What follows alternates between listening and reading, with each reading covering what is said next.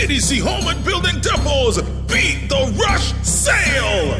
We've got the rush. This holiday season, beat the rush. Shop early at the TDC Home and Building Depots. This is your time to get everything you need with an in-store 25% discount. You can't miss this sale. So, beat the rush, avoid the hassle, and go to TDC Home and Building Depots this weekend to shop and save. TDC is Christmas. Something given. Terms and conditions apply. We've got the rush. At The Cable, we know being local means supporting our own, and our customers deserve the best. Our customers deserve platinum. So now, all customers of The Cable qualify for our new Platinum Loyalty Card. An elite MasterCard experience that lets you support your own like never before. Instantly send money to any Platinum Loyalty member at home or around the world. Shop online or in person anywhere MasterCard is accepted. Save with no interest and zero annual fees. And the best part? If you're a Cable customer, you are already pre-approved. Just visit the Cable building in Basse-Terre or sign up online at www.thecable.net. Get your Platinum Loyalty Card today because you deserve platinum. Terms and conditions apply.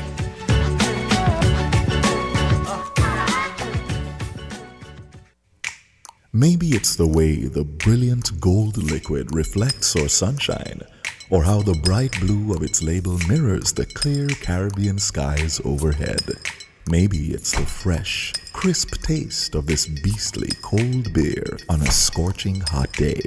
Maybe it's even the way it brings us all together. But one thing is for sure, Carib is very much a part of who we are wherever we're from in the Caribbean. Carib, it's the way we play. Drink responsibly. People make the world go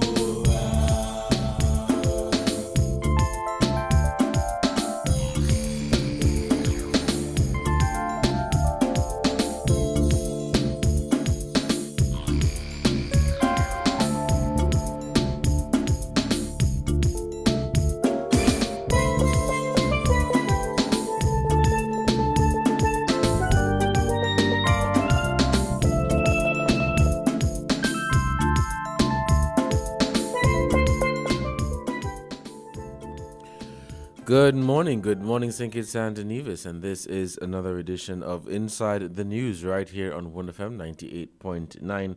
That is your radio station. Today is Saturday, December 12th, 2020, and I am your host for today, Devon Cornelius, and it promises to be quite an exciting program. Of course, you will have that opportunity to be a part of this program today.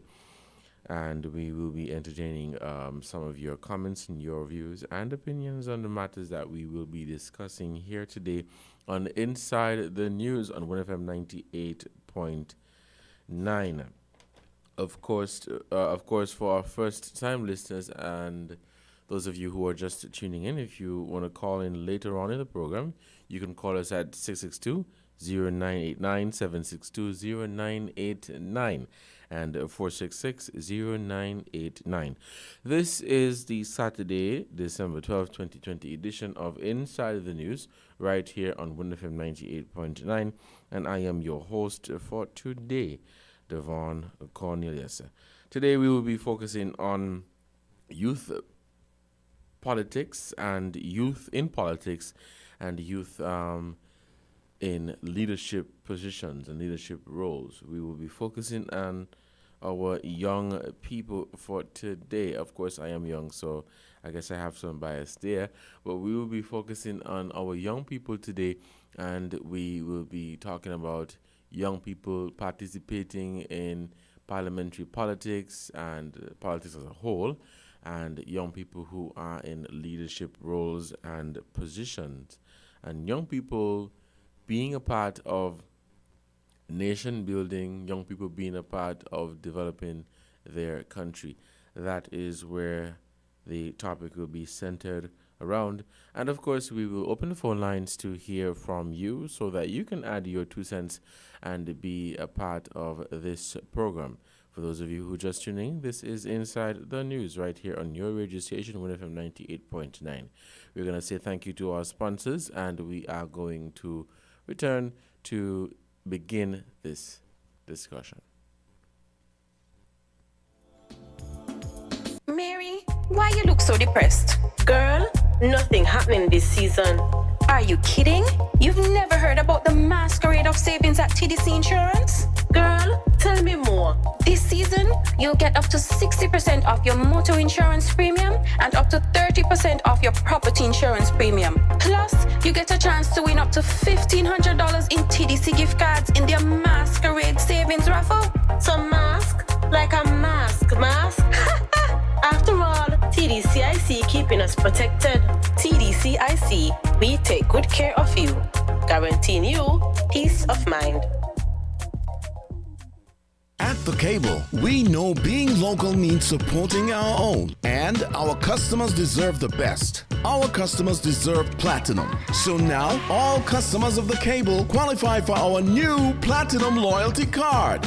An elite MasterCard experience that lets you support your own like never before. Instantly send money to any Platinum Loyalty member at home or around the world. Shop online or in person anywhere MasterCard is accepted. Save with no interest and zero annual fees. And the best part? If you're a Cable customer, you are already pre-approved. Just visit the Cable building in Basse-Terre or sign up online at www.thecable.net. Get your Platinum Loyalty Card today because you deserve platinum. Terms and conditions apply.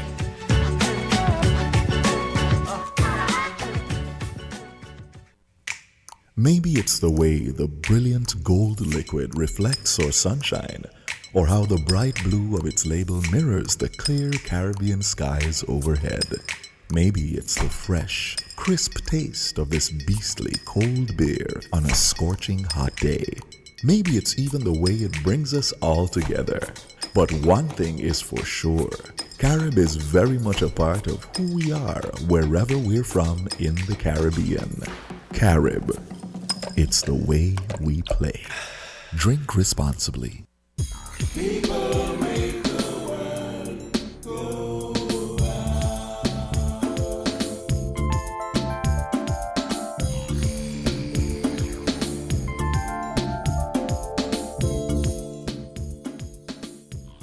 Yes, good morning again and welcome back to Inside the News right here on WinFM 98.9 for Saturday, December 12th. I am your host for today, Devon Cornelius, and we will start our discussion for today. Today will be about youth political participation and young people in leadership roles, and of course encouraging young people to be a part of nation building and to be a part of social development, economic development, and the development of one's country. Whenever you think about young people participating in the political process and young people being in key leadership roles, you often hear the question, are you qualified? Do you have the necessary skill set and experience to take up such a position? We see an issue across the region and, of course, the world where young people are often excluded or rather overlooked as persons who can make a meaningful contribution, whether it be in the political arena or any other significant decision-making process in one's country. Whenever you hear a young person about to take up the position of heading an organization or heading a department, whether it be in the private sector or in the public sector, or whenever you hear young people being in a very serious role, whether it be a manager, an assistant manager, a director, a supervisor, you often hear those questions. Are you qualified? Do you have the necessary experience? And then you hear the questions coming from the young people and the younger persons, well, we can't get any experience unless we are exposed to this. And so we have to get the experience first, the first-hand experience. We have to work here at a certain place, in a certain field, for us to understand the workings of what is really happening here in order for us to have some sort of experience. And so that will be our focus for today. But when you look at, when you look around, you see, not just here, of course, in St. Kitts and Nevis, but when you look around the region, you see young people making strides. You see young people doing phenomenal things, exceptional things. You see young people making a very meaningful and significant contribution to the development of their country. Of course, you would have those persons, those young people, who may not be involved or rather interested in being a part of that entire process. But majority of our young people, they continue to do a tremendous job, an excellent job in developing our Twin Island Federation. And before I get into depth about our discussion for today, I think it is fair that we commend them and we thank them for the work they have done and the work that they continue to do. We often hear this phrase or this line, young people are the future. Young people are they are the now, they're the present. Young people, they matter. But sometimes when you look around, it makes you wonder if that is really the case. Now, at the same time, we're not saying that because you are young, you must get that opportunity and you must get that opportunity or that position or that post or that job or that blessing or whatever. Of course, you must have some sort of footing in order for you to advance yourself and in order for you to be in such a position. Because sometimes there's some young people who think that, well, I'm 25, I came back and I did training in this field, I did training in that field. I don't want to be just an officer, I want to be the head. So there are some times when you're going to have to work your way from the bottom to the top. You can't just come back and say, well, I don't want to be any junior officer. I don't want to be any junior officer. I want to be right to the top. I want to be in the decision-making position. You have a lot of young people who make that argument. But at the same time, we have to appreciate the work that our young people have done and continue to do. You often hear the cry that young people are coming back with their degrees, they're coming back with their experience after being trained for X amount of years, and they're not being given that opportunity to implement and to showcase what they would have learned. It is an issue that we face right here in our region. So as I said before, young people are often overlooked, young people are often excluded in being a part of the entire process. Now, as we're talking about youth political participation, politics is typically regarded as a space for politically experienced men. And while women are often disadvantaged in accumulating experience to run for office, young people are systematically marginalized because of their age, limited opportunities, and projected lack of experience. So they're being marginalized because of their age. So they may have the necessary skill set. They may have the necessary experience. But, man, you're too young. I don't think you're ready for this. You're only, what, 28, 30. You're too young. Wait until you're 40. Then you can come and try something. So they're often pushed aside because of their age, lack of opportunities, and lack of experience. I'm not saying you should just take someone and put them in a position because you like them and because, well, you're young, so let's give you a chance. We want you to be a part of the entire process. Of course not. But I'm speaking about the norm. Now, as the increased political participation of women benefits society as a whole, the presence of young people in decision-making positions benefits all citizens and not just youth. There are some persons who believe that, well, if young people get that opportunity to be in parliamentary politics and politics as a whole, the older persons believe that, well, they're going to only look out for the young people and they're going to only make sure that their peers and their friends make it in life. And on many occasions, that is not the case. On many, many occasions, that is definitely not the case. There are young people who I've said before, they are in key leadership positions and they have been looking out for everyone. They have been making an honest, meaningful contribution to the development of our country. And it is definitely something that we have to thank them for.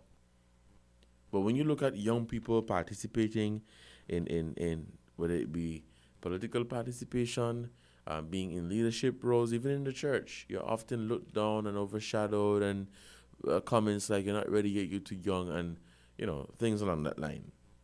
Now, according to a report by the Inter-Parliamentary Union, it reports that people between the ages, or from the ages rather, of 20 and 44 make up 57% of the world's voting age population, and only 26% of the world's members of parliament. Young people under 30 represent 1.9% of the world's MPs, and more than 80% of the world's upper houses of parliament have no MPs aged under 30.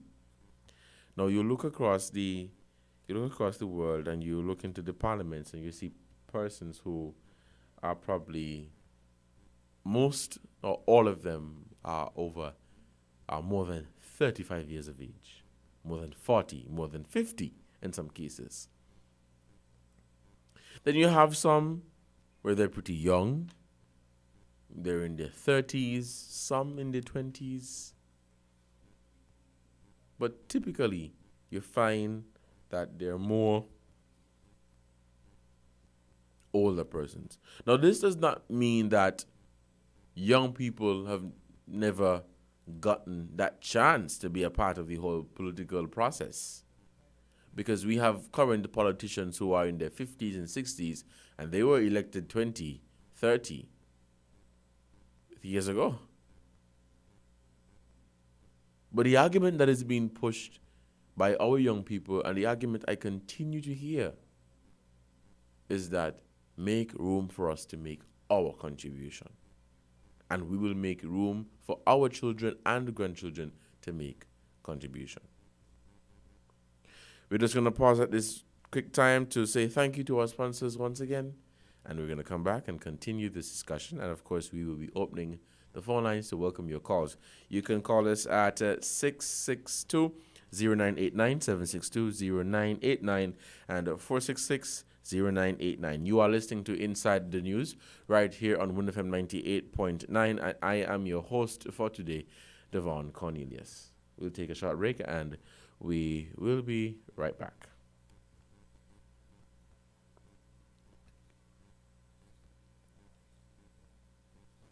The streets of Queen City.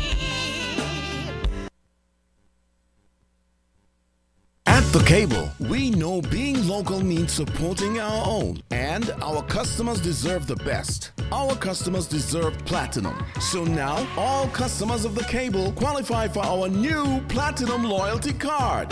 An elite MasterCard experience that lets you support your own like never before. Instantly send money to any Platinum Loyalty member at home or around the world. Shop online or in person anywhere MasterCard is accepted. Save with no interest and zero annual fees. And the best part? If you're a cable customer, you are already pre-approved. Just visit the cable building in Bastere or sign up online at www.thecable.net. Get your Platinum Loyalty card today because you deserve Platinum. Terms and conditions apply.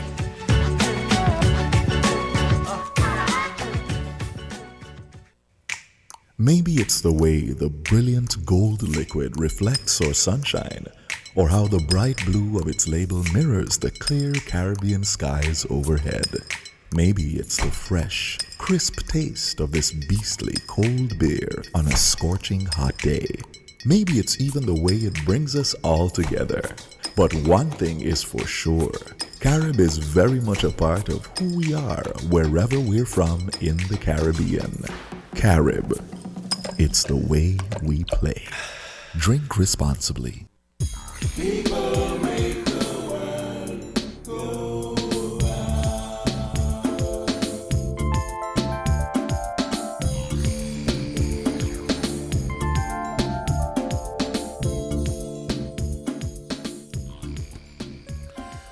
Welcome back to Inside the News here on WinFM 98.9. I am your host, Devon Cornelius. Today is Saturday, December 12th, 2020, a beautiful day. And I trust that you, our listeners, first time and the usual listeners, are having a fantastic Saturday. Usually we have fantastic Fridays, but today we are having a fantastic Saturday. Welcome back. The phone lines are open, and yes, you can call us 662-0989, 762-0989, and 466-0989. We are talking about youth political participation. Now, some of the comments that I made before regarding, you seeing men, older men being involved in the political process and persons who are more experienced. These trends have caused international organizations and organizations across the region to carry out studies as to why there is a lack of youth participation in the political process. And they have been doing studies and research as to why young people, on one case, not being given the opportunity to participate, and on the other hand, just not participating. Because there are some young people that don't see the importance or don't see the need of being involved in the political process. We will take our first call for this morning. Good morning, caller. You're on the air. Hey, good morning. Good morning. How How you are doing? you? I'm doing fine, and thanks. You're giving God thanks, man, and enjoying the breeze. Living the good life, you know what I mean? Lord, I thank you, God bless you, and Christopher and Nevis.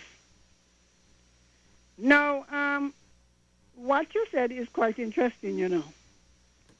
But if you were to check the ages of a lot of what we call our national heroes and so, some of them started when they were teenagers. Right. I mean, Mr. Bratcher was born 1916 by 1932. He was already on one of the executives of the Workers' League. Yes. That's what I said. Most of them started at a very young age. Very young.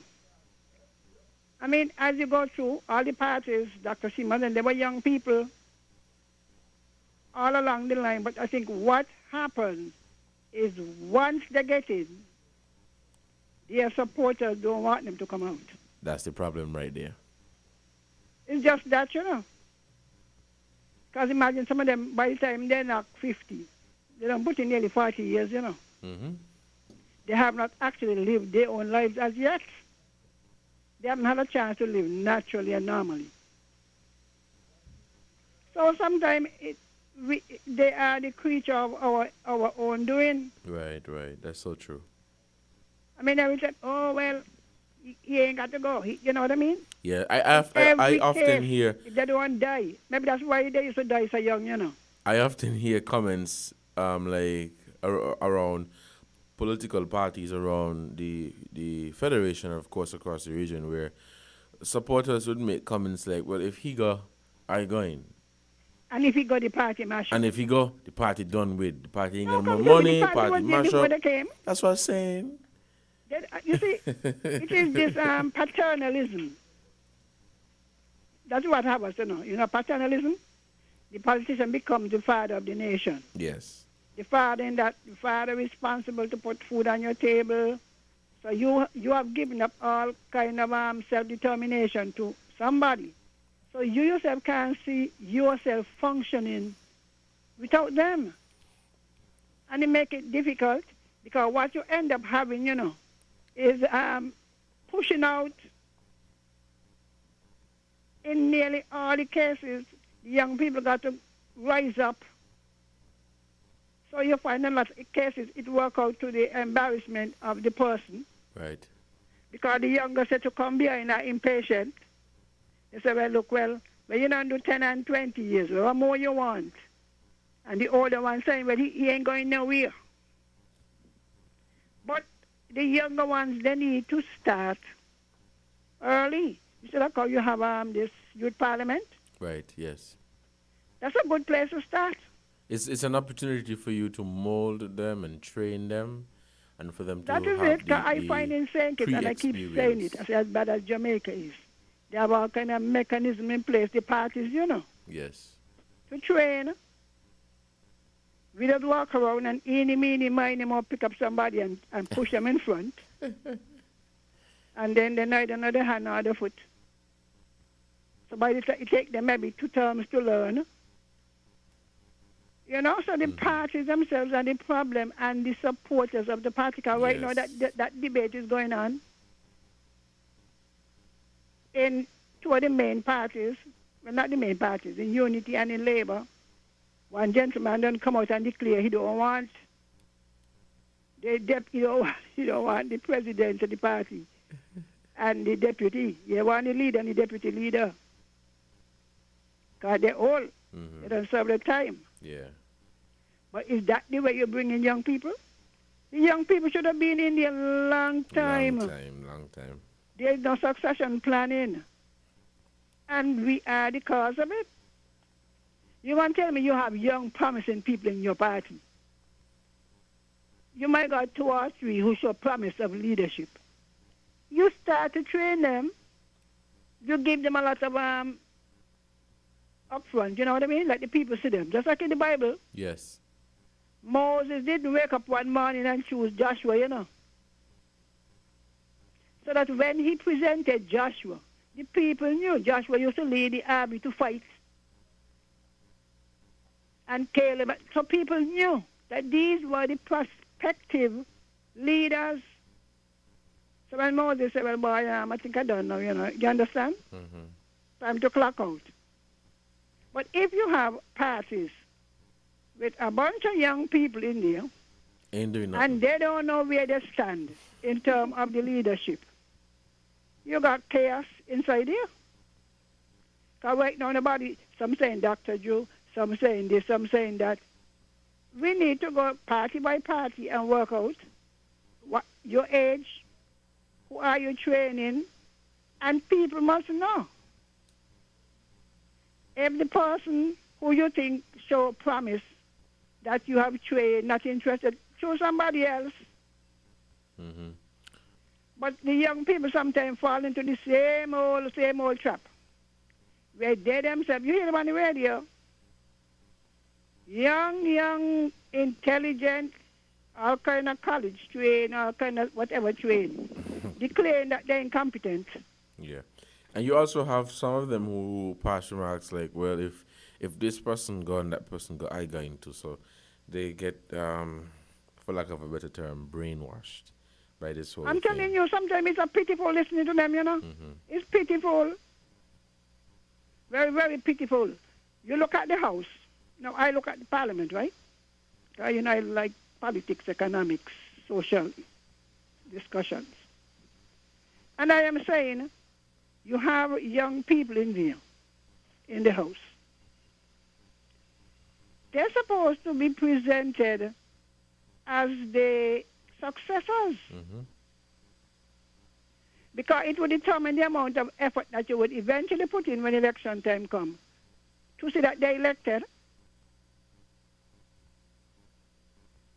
Their chances or prospects at election should not begin when the candidacies are announced. You see what I'm talking about, right? Yes. That is the same thing we say for women in politics, political participation. And the young people must avoid the adversarial type of politics in that if you have young Labour, you have young PAM, you got young PLP, everybody have young, right? They should be acquainted with each other. They should not adopt this adversarial, well, them is my enemy and this is my enemy. Yeah, I agree with you. Definitely. Anyway, I wish them well. By the way, are you a member of any of the youth parties? If I am I didn't hear you, sorry. Are you a member of any of the youth arm of any of the political parties? No. Because some people, they love it to color their discussion. That's another thing, you know. Oh, because I'm back in Labour, I must call down everybody. And then they begin this issue, some of them pushing. Oh, ideology. Well, darling, somebody, next thing, should teach the young people economics of development and this concept of ideology and what it means. Because a lot of us spout it, but we don't know what it means. And the older ones come try to bamboozle the younger ones. So I am calling for education, political education. Maybe it can start in the school. CFBC, they have the youth parliament. And even there, teach the Department of Youth and Culture. They should be offering political training too. And offer it to all the youth. I know attempts have been made, where they have youth things and so on, and they invite all the youth. But sometimes the older ones tell them, look, when you go down there, you can't mix up with, Labour can't mix with PAM, PAM can't mix with Labour. But there have been people I know, former leaders of these two groups, who have tried and have failed because of the older people. I don't want the older people in there, but I am not old in my thinking or backward. I try to be as progressive, so I want to encourage the young people. And those who are in power, don't feel intimidated when you see somebody showing promise. Because sometimes that's another thing too, They see you as a threat. Oh, well, they want look a little to enterprise. He look like he want to come the Prime Minister. So they set up the machinery to destroy the person's character. We have a long way to go, you know. We have a very, very long way to go. And youths of St. Christopher and Nevis, if the future depends on you, well, you better do something about it. All right, then. Thank you so much for your input, caller. We're going to take a short break if we have no calls. And we are going to acknowledge our sponsors, and we will be right back.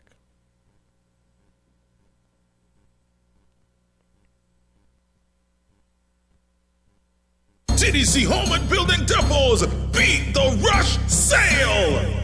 We've got the road. This holiday season, beat the rush! Shop early at the TDC Home and Building Depots. This is your time to get everything you need with an in-store 25% discount. You can't miss this sale. So, beat the rush, avoid the hassle, and go to TDC Home and Building Depots this weekend to shop and save. TDC is Christmas. Something given. Terms and conditions apply.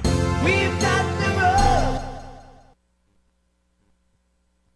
At The Cable, we know being local means supporting our own, and our customers deserve the best. Our customers deserve platinum. So now, all customers of The Cable qualify for our new Platinum Loyalty Card. An elite MasterCard experience that lets you support your own like never before. Instantly send money to any Platinum Loyalty member at home or around the world. Shop online or in person anywhere MasterCard is accepted. Save with no interest and zero annual fees. And the best part? If you're a cable customer, you are already pre-approved. Just visit the Cable Building in Bastere or sign up online at www.thecable.net. Get your Platinum Loyalty card today because you deserve Platinum. Terms and conditions apply.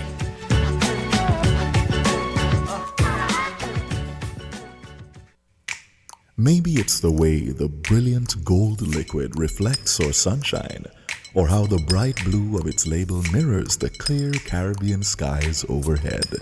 Maybe it's the fresh, crisp taste of this beastly cold beer on a scorching hot day.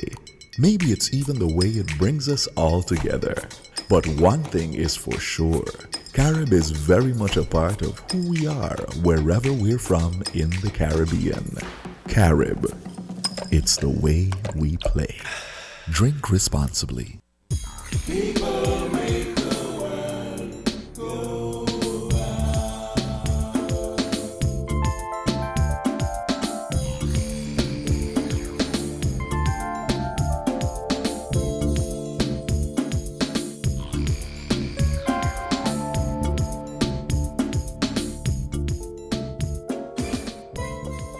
Yes, good morning and welcome back to Inside the News. You have a call. Good morning, caller. You're on the air. Good morning, Devon. Good morning. How are you? Oh, I'm not too bad. I just tuning in time to listen to you with your opening statement. Now, Devon, I believe that young people going to change the culture of the party politics in the Federation of Think It Nevis. I see it anyway, especially in the term of this unity concept.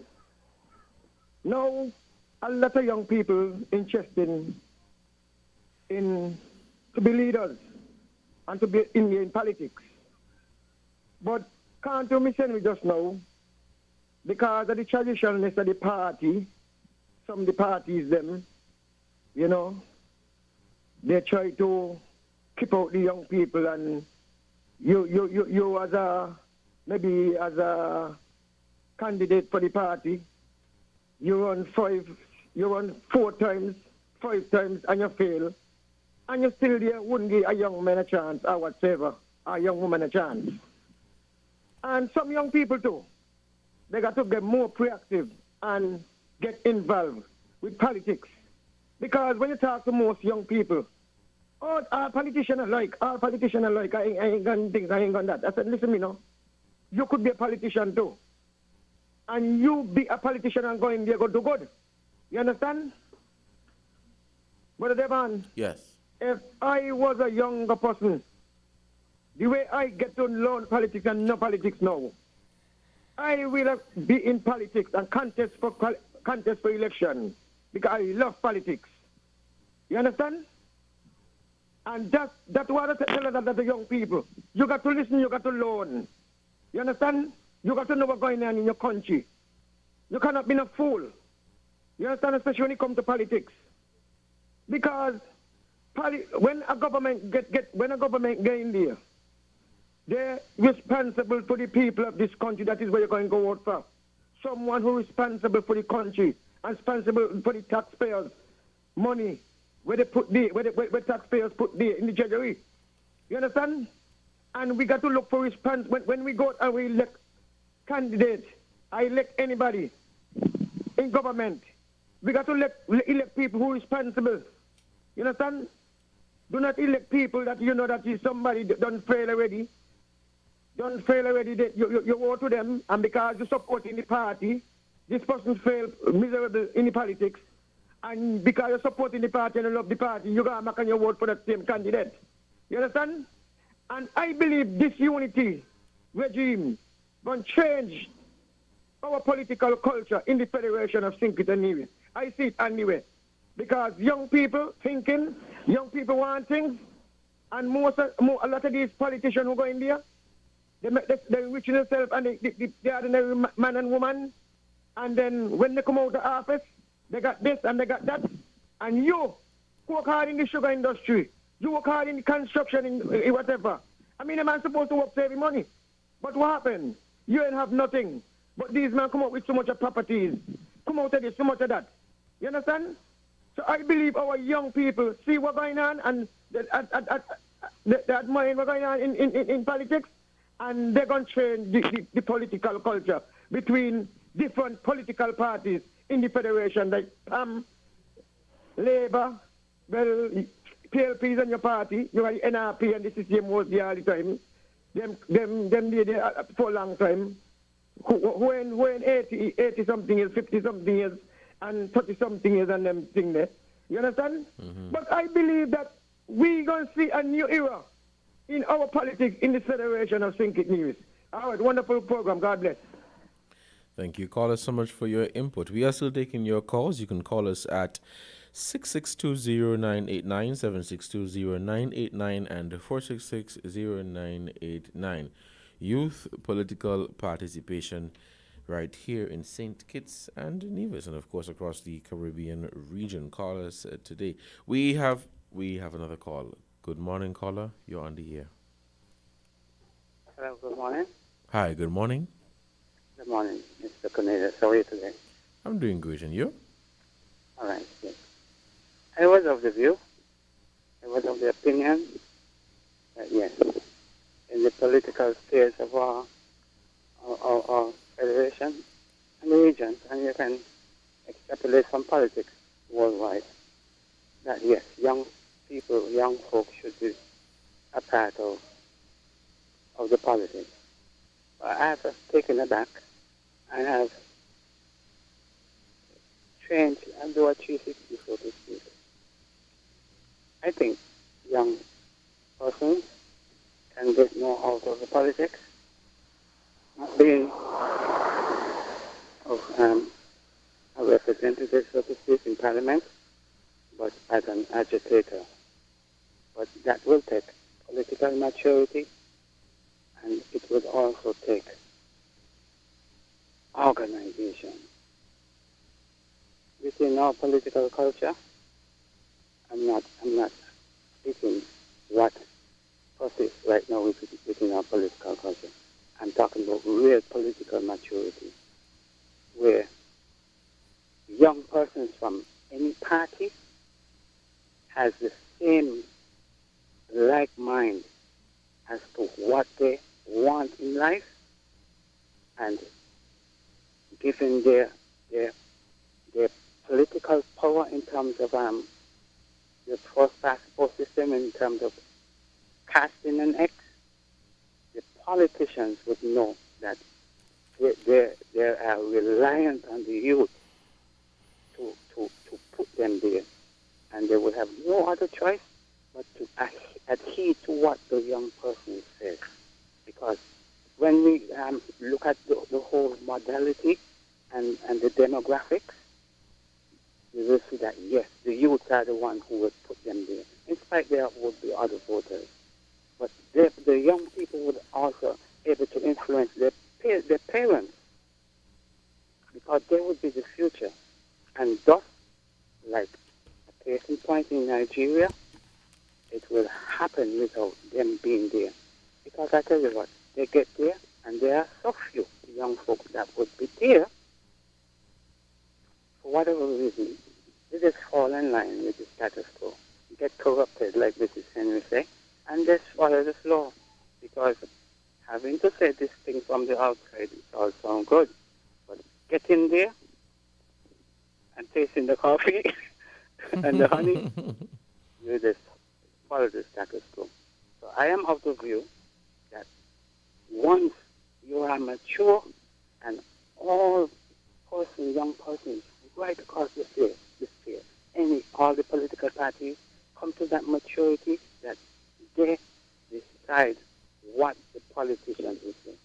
So the politicians will have their agenda in terms of what we call the manifesto, but the young persons will also have their agenda, a manifesto that will work along with the manifesto of the government, or the government, but has certain things in priority where there would be the future, and this is what we will agitate for to make it right. And I think that we will get young folks to get much more without having to be tainted by all of what we call corruption today in politics. And they will be agitated, and they will hold the politicians' feet to the fire where corruption will be a thing of the past, and they will be the ones, because they're well organized right across the board. So you can't say it's only PFP or CCM or NRP or Labour or PAM or whatever. Young persons right across the board. One agenda, they know what they want in life, and they will set their the stage for that and get much more out of the project.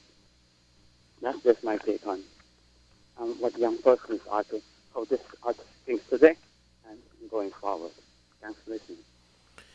Thank you so much, caller, for your input on Inside the News here on 1FM 98.9. We are just continuing this discussion. Youth political participation and young people being in leadership roles. In 2018, November 2018, I participated in the first of its kind the Eastern Caribbean Young People's Symposium on education.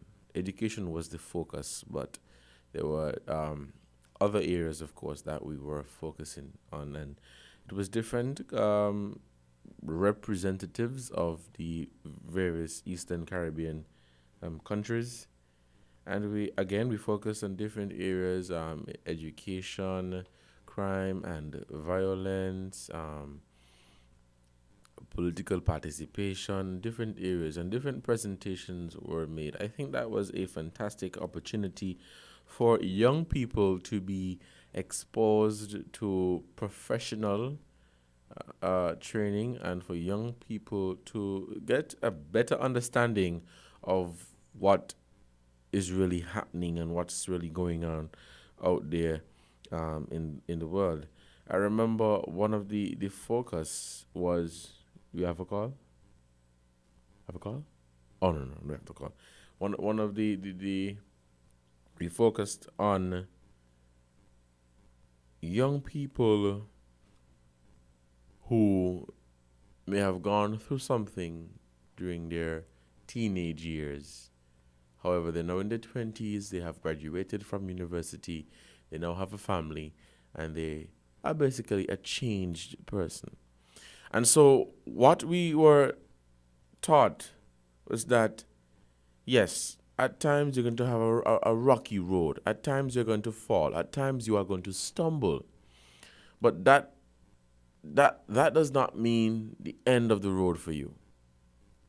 If you are aspiring to be the manager or the head of an organization, a politician, a teacher, whatever the case may be, if you are going through something now and you may have fallen, you may have stumbled, it definitely does not mean the end of the road for you. And so those are some of the things we were exposed to, we learned at this Eastern Caribbean Symposium. Now, this symposium, like many others, in my opinion, it provides an avenue for young people to express their views on very, very important matters of national interest, and for young people to be a part of the decision-making process. You have the Caribbean Tourism Organization's Youth Congress, where, before I continue, we'll take this call. Good morning, caller. You're on the air. Yeah, Javon. Yes. When I look at Dr. Holiness in Jamaica, I think he come here some year and talk on a PAM convention. And he was, I think he was just either 19 or 20, just in his 20s. And now he done so to come for Jamaica as a young man. And when I listen to the age today, I think he's 48 years. Yeah, 48 years, right? I think I'll have to check that. Not sure. I think that's the 48 years are here because I was listening to some news from Jamaica the other day and the Prime Minister holding they say 48 years. It's 48 or 40. Somewhere in that region for real. 40, somewhere in the 40s though. Yes. So I said, I'm holding this is a young man still, man, because I remember that he come here speak at the PAM convention. And I believe that young people should take an example of him. He's 48. You understand? Yeah. Through the Caribbean. And also to Skerrit, because Skerrit went in there young too. Skerrit from Dominica, Roosevelt Skerrit. And young people really, some young people really interesting, you know. But I do not know. What happened to these young people? They're more culture to the party. Yes. They must stick to the party. Let me tell you something. Okay, let me talk about the Labour Party. You think, like Dr. Joe, Candice Maynard, and a few young others, Gilbert and a few young others where they had a wrong. You think if those men, the church don't challenge the rank and file of the Labour Party, them all heads where was in there. You know, you don't think they don't got a better shape of a young Labour Party in the Federation? If the ANC things coming their way, they break away and join a third party. Happening in all countries. Think it may be saying small to it. Look, PLP don't come on just come on the scene here because of whatever. And Dr. Timothy formed a party, and he party with a coalition government, with a unity government. And then government now and Dr. Harris Soap is the Prime Minister. He's the minority there, really, but he was the man with the experience for maybe 18 years in government with the farmer government. And he don't know the ways and the mean and the boat to manage the finance at the affairs of the country. You understand? So I believe young people supposed to look at those things as leadership in this country, especially our young women. We got to stand up and rise up. You understand? And when you're in political party, you say keep them, challenge them. And if you got to move, you move. If you got to go join a third party, you're going to join a third party. If you got to move from this party, you're going to that party. Because all of us is one. We got to forget about the blind political culture. It happens in other countries. That one member of our party left a party because of maybe corruption, or maybe something wrong, or maybe they're trying to keep him down. And he go over there and he successfully gets what he wants. This is what we want. We want to put away the blind political culture because it ain't working for us. The blind political culture is not working for us. Brother Colin, yes. Anyway, you have a wonderful day again. Mr. Henry, good afternoon.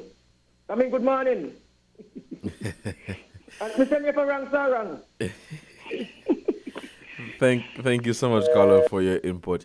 You are listening to Inside the News here on WinFM 98.9. I am your host for today, Devon Cornelius.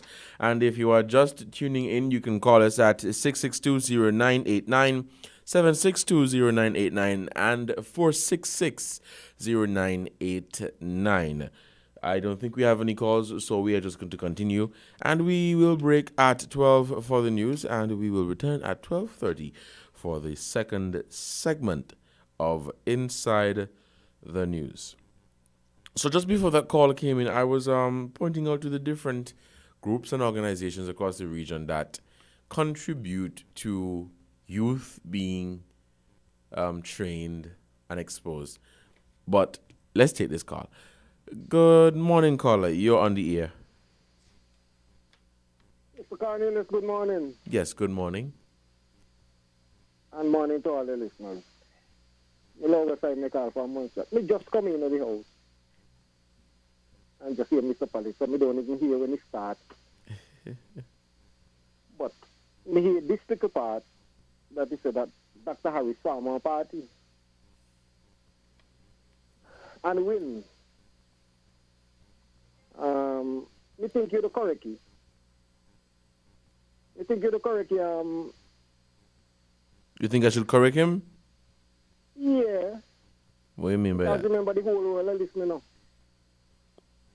And you see me all the time tell people, even up in a month shot, you see when you're on the street corner, you can't say anything. But when you're on the ear, remember the whole world and listen. Yes. But what he said was that, but sorry, just before you continue, what he said was he was talking about the different political parties and, basically not being afraid to branch off and move on and start your own thing. And so what he said was that Dr. Harris, he started the PLP, and now the PLP is a part of a coalition government. A coalition. You know, me say I'm part of. Pardon? He say he farm one party and win. That's all me hear. Now that you hear something else different? He said the PLP is part of a coalition that won. The matter of fact, he don't even use PLP. He don't. I use a PLP. He don't even say PLP. You know. Are you sure? Mr. Garnelius, if only one good this nigga to listening. You get me? So I use a PLP. He never use a PLP. He trust me, he did. So he said he found the party, Okay. the PLP. Other people are listening. Other people are listening. But what happened? It's PLP, but with the PLP, only me here alone, ain't it?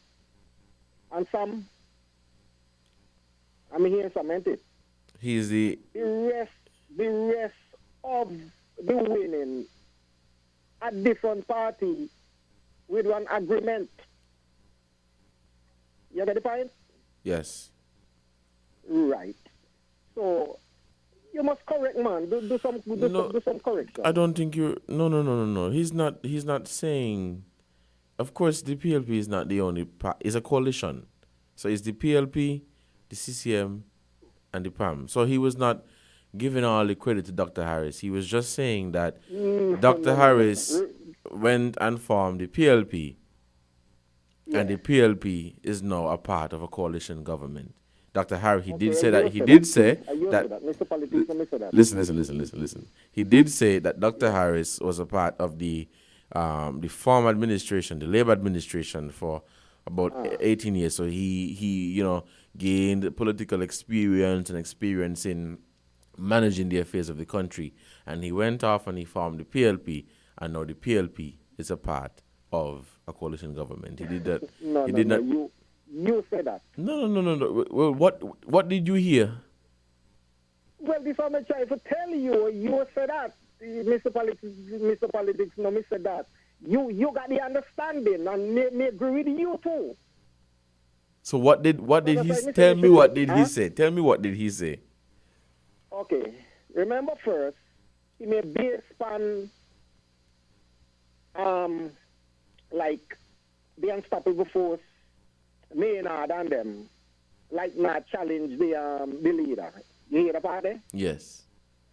Right. So that made that's the essence of the argument, you know. You get the point? That the essence of the argument is that the leader, that the Labour Party leader, you think, well, he out of proportion and you need like younger blood.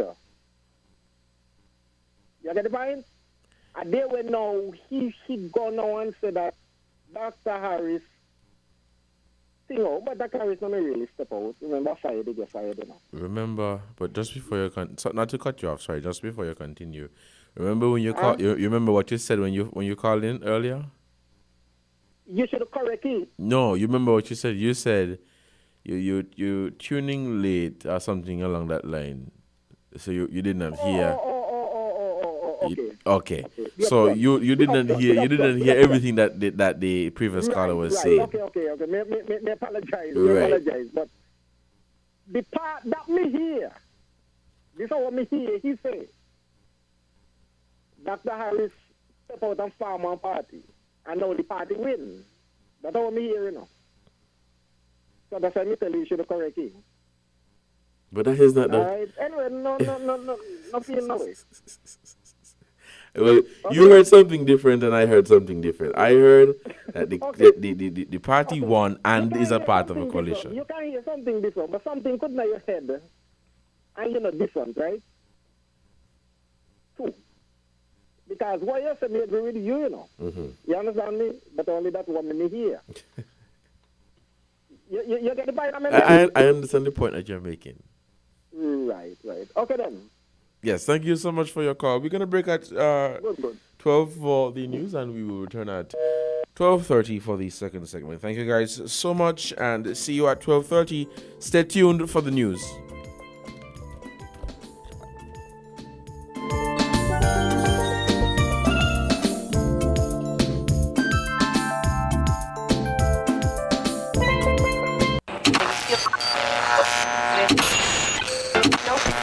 You found the sound. 98.9.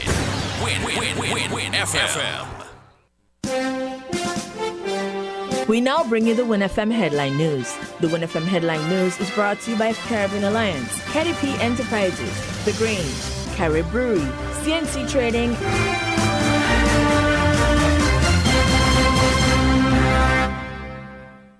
Shipping your cargo shouldn't be a hassle. It can be as easy as a single call to Amerijet International, your worldwide cargo transportation solution.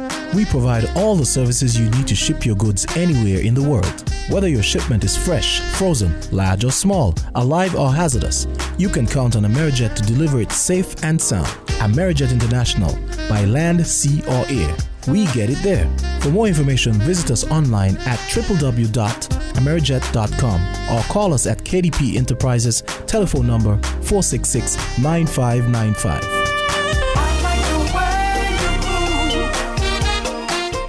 Did you know that the Grange Healthcare Facility is the first purpose-built non-governmental healthcare organization on St. Kitts, offering 24-hour nursing, therapeutic, and residential care for older adults? It's situated at Otley, 7 miles east of Vastair in beautifully landscaped surroundings. The Grange has a team of highly trained professionals and provides care that's rated as being comparable with UK and North American standards. The Grange offers varied accommodation to suit your individual needs, and our all-inclusive packages make the cost of care per hour the most competitive on the island. Services include convalescent care for all ages, daycare facilities for older adults, rehabilitation services, and training and continuing education for healthcare providers. For more information, call 466-5525 or 465-8020, fax 466-8221, or email thegrangehealth@gmail.com, or visit our website at www.grangehealthcarefacility.com.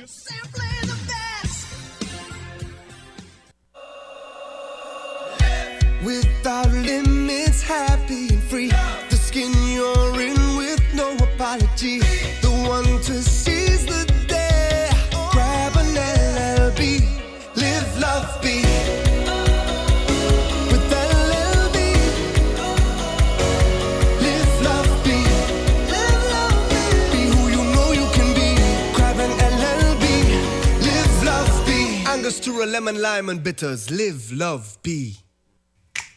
Maybe it's the way the brilliant gold liquid reflects our sunshine, or how the bright blue of its label mirrors the clear Caribbean skies overhead. Maybe it's the fresh, crisp taste of this beastly cold beer on a scorching hot day. Maybe it's even the way it brings us all together. But one thing is for sure, Carib is very much a part of who we are wherever we're from in the Caribbean. Carib. It's the way we play. Drink responsibly. Merry Christmas.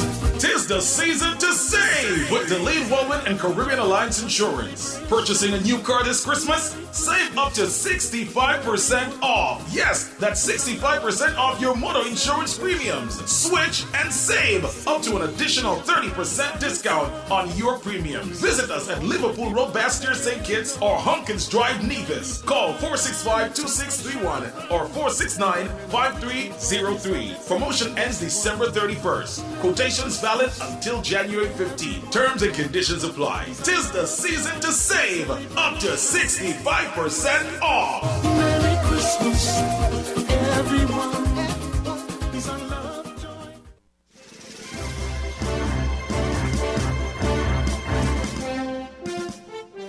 In an effort to help further the understanding of the COVID-19 situation within the Federation, WIN posed several questions as they relate to positive cases within the Federation and the frequency of testing at the Wednesday, December 9th National Emergency Operations Center press briefing. Dr. Cameron Wilkinson, Medical Chief of Staff at the Josephine France General Hospital, gave this response to a question about active cases. The question: how are there 4 active imported cases within the territory if they have to arrive with a negative RT-PCR test, the golden standard, and the Federation is free from community spread? That's a very good question. And we have said all along that a negative test is as good as the time when it was taken and when you receive that test. But you could have a negative test today and get infected tomorrow. And that's one of the reasons why we have serial testing. And despite the fact that you would have someone who would have submitted a negative test within 72 hours of traveling, if they were vacationing in place and they had a test done on day 7, or they were planning to come out of quarantine and they had a test done on day 14, they can still test positive. And we keep saying that we are not COVID-free. We speak about the number of positive tests that we have, but we keep emphasizing the fact that this is a tiny microscopic organism that one cannot see. And the same way at heavily guarded borders, people can smuggle in ammunition, trucks, etc. This virus can enter the Federation without us knowing. And that's one of the reasons why we keep preaching the non-pharmaceutical measures to contain the spread of the virus that might have inadvertently entered the Federation. And so when the CMO announced today that there was one more positive case, one has to assume that we could have others. But once we continue doing what needs to be done to prevent the spread, we would remain safe. With the slow increase of COVID-19 confirmed cases, another question was asked about the frequency of testing frontline workers and other stakeholders who interact with any of the positive cases. Chief Medical Officer Dr. Hazel Laws had this to say. Very good question, Mr. Williams. And so once we would have identified a case, we do contact tracing. So we evaluate all the individuals who would have come into contact with that individual along the corridor of containment. That is, from coming off the flight, walking through the health screening unit, immigration, customs, taxi, and the frontline workers at the hotel site. And so we evaluate these interactions, and we make sure that protocols were adhered to. So we even, at present, we are evaluating video footage of the individuals interacting with the front desk staff or the customs officer or the immigration officer, ensuring that protocols were followed. And if perchance we realize that there is a breach in the protocol, that frontline worker is tested and placed into quarantine. So not all the frontline workers who come into contact with a positive case is put into quarantine or tested. All right? So let me just back up. Some of them have been, and they've all tested negative. And so that provides us objective evidence that our protocols are robust and are working. And so the short answer is the frontline workers, they're only tested if indicated. As it relates to the security within quarantine facilities and identifiers for people in quarantine, Dr. Laws gave brief remarks and assured that to date, no one has escaped quarantine. Okay, so another very good question. And we, at present, all inbound passengers are placed in quarantine either at a COVID-19 certified hotel or one of the government designated sites. And so if it's OTI, there is police and there are compliance officers providing security, watch over the individuals at that location. The same thing pertains at Portworx in Nevis. And in terms of the COVID-19 hotels, they all employ local security personnel to provide security for their properties. And so individuals at these hotels, they wear wristbands, and that highlights, the level of risk in terms of Are they within 1 to 7 days of quarantine or 7 to 14 days of quarantine? And so far, between October 31st and present, the system has been working,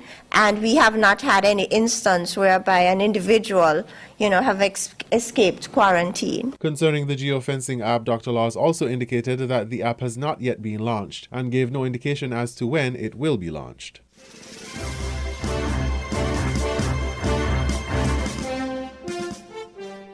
On Friday, December 11th, the Grandeur of the Seas joined Rhapsody of the Seas, which arrived on Sunday, December 6th. Both ships have a collective crew of 150, and questions about the testing and the management of the testing were raised at the Wednesday, December 9th National Emergency Operations Center press briefing, where Medical Chief of Staff Dr. Cameron Wilkinson and Chief Medical Officer Dr. Hazel Laws answered both respectively. Yes, the protocols for them to come into the Federation, they would have required a negative PCR test within 72 hours of arrival. And despite the fact that they have no plans to leave the ship, they will all be tested on day 14 to make sure that they are COVID-free after 14 days. So testing will continue whether or not they disembark the ship, because they will be within our waters. All right, so I'm assuming it's regarding the ship, the Rhapsody of the Seas.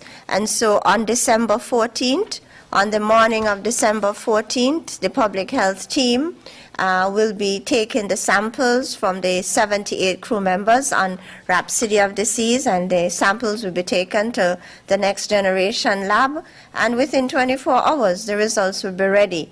Let me just, provide some backdrop to that answer.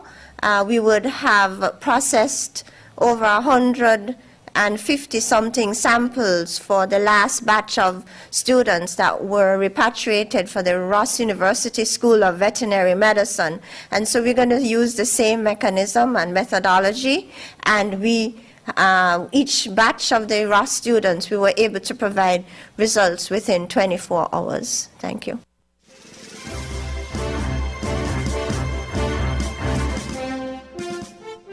In regional news, in news from St. Lucia, medical officials welcome the new contact tracing app to help ease the burden of the healthcare system. This report from HTS St. Lucia. As time passes and memories fade, COVID-19 positive individuals may have trouble remembering the persons they came into close contact with. The Health Ministry is currently in possession of the 758 Care Alert app to track an individual's whereabouts over a 14-day period. Health officials explained how the app works at a press conference on Thursday at the command center. There are some limitations to contact tracing, and sometimes persons don't remember exactly where they've been, who they've been in contact with, who has visited them, some of the activities that they've been engaged in. And by using the app, we are the ones, the contact tracing team, would be privy to the information that the confirmed case is giving us, pretty much like what is happening now, but it's just going to help to joggle their memory and to help them. Graduate student and researcher at Harvard University, Khalil Louisi, has been involved in the development of the app at the Massachusetts Institute of Technology. Louisi says the application helps map the spread of the virus. So all of the public places that you would have gone to over a 14-day period, so 2-week period, it maintains all of those points and it saves it in your phone. No one has access to this information. Even if somebody goes into your phone, they cannot see all of the places that you visited. So it is completely private.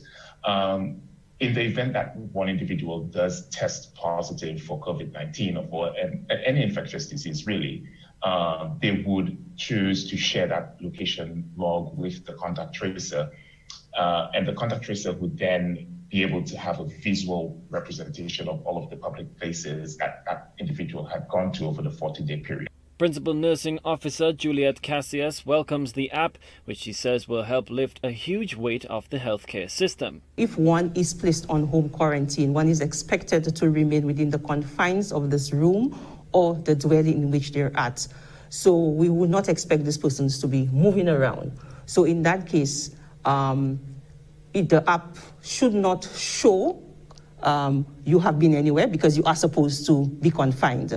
So in that way, it puts a little less pressure on the ministry in that we know that this person is within home quarantine and they would not have been moving around where we would need to be doing that kind of contact tracing. The violation of home quarantine rules has been one of the major challenges for the Health Ministry. During the NEMAC press conference on Wednesday, Chief Medical Officer Dr. Sharon Belmar-George disclosed that some individuals were even hosting, quote, quarantine parties, unquote. Additionally, the authorities are bracing themselves for an increase in home quarantine applications from returning nationals this holiday season. The government expects the receipt of electronic devices this week, following a successful pilot process of the first batch. Officials are in the process of reviewing the bio buttons and tracking of persons in self-isolation, which are set to commence next week. Colby DeVoe, HDS News Force.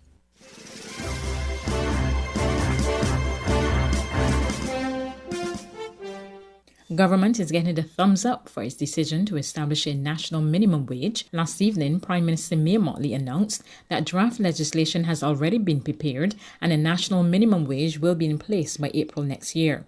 President of the Barbados Private Sector Association, Edward Clark, told Barbados Today the social partnership has been discussing the need for a national minimum wage. We're not surprised that there's a national minimum wage being proposed or planned now.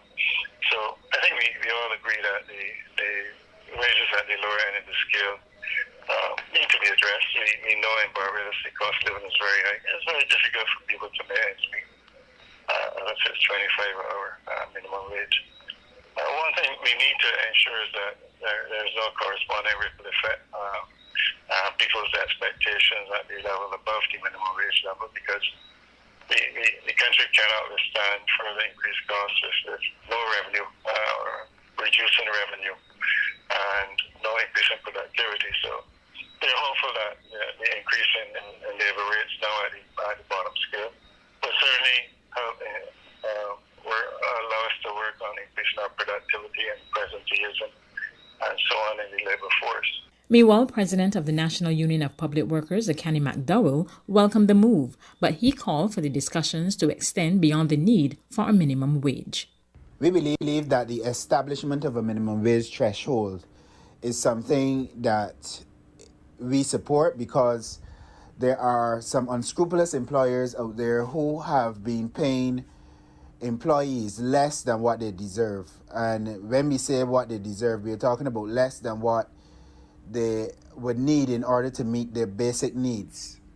However, we are of the view that the discussion needs to be taken beyond the establishment of a minimum wage into a realm where we are now discussing a living wage. Now, when we speak about a living wage, we're really speaking about the amount of income that is necessary to sustain a decent standard of living.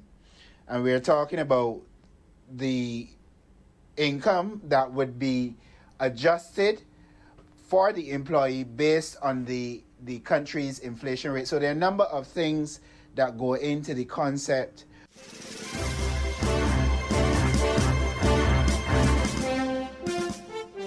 We now bring you this international report. Very much, everybody. The FDA announcement followed immense pressure from the White House during the course of the day.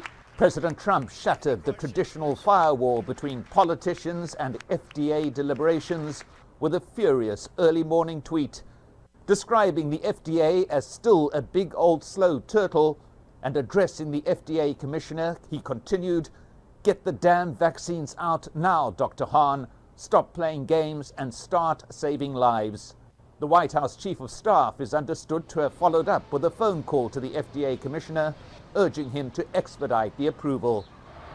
This followed a review of the vaccine by independent health experts Thursday, who voted overwhelmingly to recommend emergency use authorization. President Trump has now welcomed the FDA approval. I have really good news. Today, our nation has achieved a medical miracle. We have delivered a safe and effective vaccine in just 9 months. This is one of the greatest scientific accomplishments in history. It will save millions of lives and soon end the pandemic once and for all. The vaccine manufacturer Pfizer has said it will be able to roll out an initial 20 million doses within 24 hours of approval. In terms of guidelines drawn up by the Centers for Disease Control, The first recipients will be frontline healthcare workers and the elderly in assisted care facilities, though it will be left to the governor of each state to establish distribution protocols. The governor of New York State, Andrew Cuomo, said he was expecting 170,000 doses by Sunday or Monday. This will be enough to treat 85,000 people in the first wave of vaccinations. A second vaccine manufactured by Moderna will come under review next Thursday. It too says it will be able to roll out 20 million doses within a day of emergency use approval.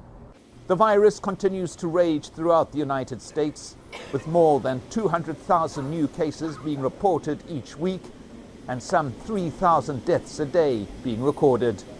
And health officials warn that it will take months before the vaccine begins to have an impact on these stark statistics. Mike Hanna, Al Jazeera, Washington.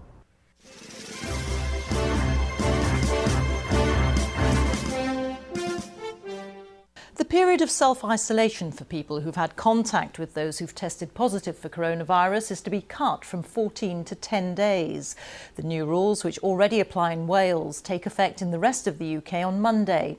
The change will also apply to travellers quarantining after returning from abroad. The news came as data showed the number of coronavirus cases falling across most of England and Northern Ireland, but increasing in Wales, London and the east of England. Here's our health editor, Hugh Pym. Contact tracing in action here in Peterborough. Local authorities staff going door to door to find people who've been recent contacts of those who test positive. They're following up after initial attempts by the National Test and Trace Service. The numbers that they've obviously been given, they can't contact them on, so we just have to make that final call to their house. Oh, hello, I'm calling from Peterborough. For those contacted by the tracers, there's better news. They won't have to self-isolate for so long after a review by health officials of scientific studies. All of those combined together show that the tail end of infectiousness, if you like, is the one where an individual's least likely to transmit infection. So allowing somebody out of self-isolation a short time earlier than that is a reasonable balance between managing the risk to the public but allowing us not to intrude on their lives. The self-isolation period will come down from 14 days to 10. That already happens in Wales. It'll apply to contacts of those testing positive and people coming into the UK and needing to quarantine. It'll take effect on Monday, though if someone's already started a 14-day isolation, it'll now be 10. If the R number is above 1, it shows the virus is accelerating. Today's update shows it's just below 1, though back where it was 2 weeks ago, suggesting no clear trend, though there are variations around the UK. The latest survey of community infections by the Office for National Statistics suggests that in England, 1 in 115 people had the virus last week, with case rates coming down in most areas, though they were on the increase in London and the east of England. In Wales, it was 1 in 120 with the virus, with increases in recent weeks. In Scotland, it was also 1 in 120, with case rates relatively stable. In Northern Ireland, 1 in 235 had the virus, with continued declines in case rates. In areas of southeast England, case numbers are rising fastest amongst 11 to 18-year-olds. At this school in Dagenham, the teacher's on her own in the classroom, with pupils learning remotely. In northeast London and parts of Kent and Essex, secondary school pupils will be tested, with the virus causing havoc for the management of schools. We've got to rejuggle cover. Cases are coming in for children who then need to isolate and be sent home. So it's a real challenge. Every day is a COVID day at the school at the moment. In Birmingham, meanwhile, COVID marshals are patrolling the streets, reminding people that social distancing rules are as important as ever and that the virus is still a threat. Hugh Pym, BBC News. As vaccines against coronavirus start to be rolled out, there remains an urgent need to find treatments for patients with COVID-19, and scientists have been looking at genetics as a way forward. A new study published in the journal Nature today looked at more than 2,000 patients in intensive care in the UK and identified specific genes that can be targeted, possibly by using treatments already in use for other diseases. Our science correspondent Rebecca Morell has more. It's one of the pandemic's biggest puzzles, why some people with COVID have no symptoms and others get extremely ill. Now, one of the biggest studies of its kind has found possible answers in our DNA. People who become desperately sick with any infection are genetically different from the rest of the population. What we're looking for are genes that tell us a bit of biological information that will enable us to come up with a better way of treating critical illness. The scientists looked at the DNA of more than 2,000 COVID patients in intensive care. They scanned each person's genes, which contain the instructions for every biological process, including how to fight a virus. And they compared this with the DNA of healthy people to pinpoint any genetic differences. And they found one at a gene called TYK2. It activates part of the immune response, but if that gene is faulty, the response can go into overdrive. What's particularly exciting about the TYK2 finding is that there is already a whole class of drugs that inhibit that protein. So they target very specifically the biological mechanism that we think is causing severe COVID. This means existing anti-inflammatory drugs, including one used for rheumatoid arthritis, could be tried. But it isn't the only genetic discovery. One gene helps to kickstart the immune system as soon as an infection is detected. Another plays a role in stopping the virus from making copies of itself. And it's revealing which treatments to use and also when to use them. It really is an example of precision medicine where we can actually identify the moment at which things have gone awry in that individual. So knowing where the gene is in that response to infection gives us an idea of whether this is an early response or a late response and where we should be intervening. Vaccines will decrease cases of COVID, but doctors around the world will be treating this disease for years to come. So new treatments are urgently needed, and these genetic discoveries could help in the race to find them. Rebecca Morrell, BBC News.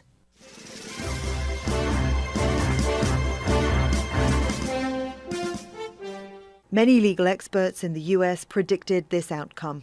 The Supreme Court dismissed a bid by the state of Texas to overturn the presidential election results, much to the anger of Donald Trump, who tweeted, "The Supreme Court really let us down. No wisdom, no courage." Trump and his Republican allies wanted the court to set aside results in 4 states won by President-elect Joe Biden: Georgia, Michigan, Pennsylvania and Wisconsin. 18 Republican attorney generals and 126 Republican members of Congress supported the lawsuit. But in a short statement, the court said that Texas has not demonstrated a judicially cognizable interest in the manner in which another state conducts its elections. Biden's team celebrated the decision, saying the Supreme Court has decisively and speedily rejected the latest of Donald Trump and his allies' attacks on the democratic process. This is no surprise. Dozens of judges, election officials from both parties, and Trump's own attorney general have dismissed his baseless attempts to deny he lost the election. Trump and other Republican organizations have brought more than 50 lawsuits in various states. They've achieved partial success in only one. But legal analysts say Trump may continue to try to overturn the election results. I don't count him out for trying to just do something else, even though it probably won't get anywhere because it is over as of Monday when the Electoral College meets. But we cannot be in the head of Donald Trump to think what he might try to do next. But this was really his last Hail Mary. Critics of Trump say his refusal to concede defeat has damaged the integrity of the US electoral process, and Biden's victory will be officially certified by the Electoral College next week. Victoria Gatenby, Al Jazeera. Well, let's dig into this with Scott Lucas. He's the co-founder of America Unfiltered, a news and analysis site on US politics and foreign policy. He joins us now from Birmingham in the UK. Scott, great to have you back on Al Jazeera. There's obviously plenty to unpick here. I want to start with the state of play. Does this court order secure Monday's Electoral College vote? And does that finally mean the end of this? Well, as your correspondent noted, Donald Trump's head could lead us anywhere in the next few weeks. But in terms of trying to prevent Joe Biden getting into the White House, it's done. You have the combination of the Supreme Court, which twice in the past few days, first on Tuesday in a case brought over Pennsylvania, then in the Texas lawsuit, not only rejected the Trump camp's attempts to overturn the elections, they said, there's no way we're going to consider this. There's absolutely no standing here. And you combine that with the political, which is the Electoral College meets on Monday. They will confirm Joe Biden's victory of 306 electors to 232, and that's it. It's done. What does Trump do next? He then looks ahead, probably saying he'll run for the presidency in 2024 to reclaim what is rightfully his. How much support does he get from the Republican Party and from his supporters to go for this for another 4 years? Well, I would just want to come back to the Supreme Court decision itself. It was handed down, sure, I understand, in a very brief order. I mean, is the Supreme Court, even with its very conservative makeup now, are they trying to send a message here? Well, they sent a legal message, and the legal message was that in this specific case, 7 of the 9 justices said, Texas, you've got no right to try to interfere over the way that elections were conducted in Georgia, Wisconsin, Pennsylvania, and Michigan, these 4 key states that voted for Joe Biden. And the 2 most conservative justices, Samuel Alito and Clarence Thomas, said, okay, we would consider your case, but there's absolutely no chance that we would grant you what you want, which is to throw out the elections in those 4 states. So this was comprehensive. What is important beyond the Supreme Court decision is the political message.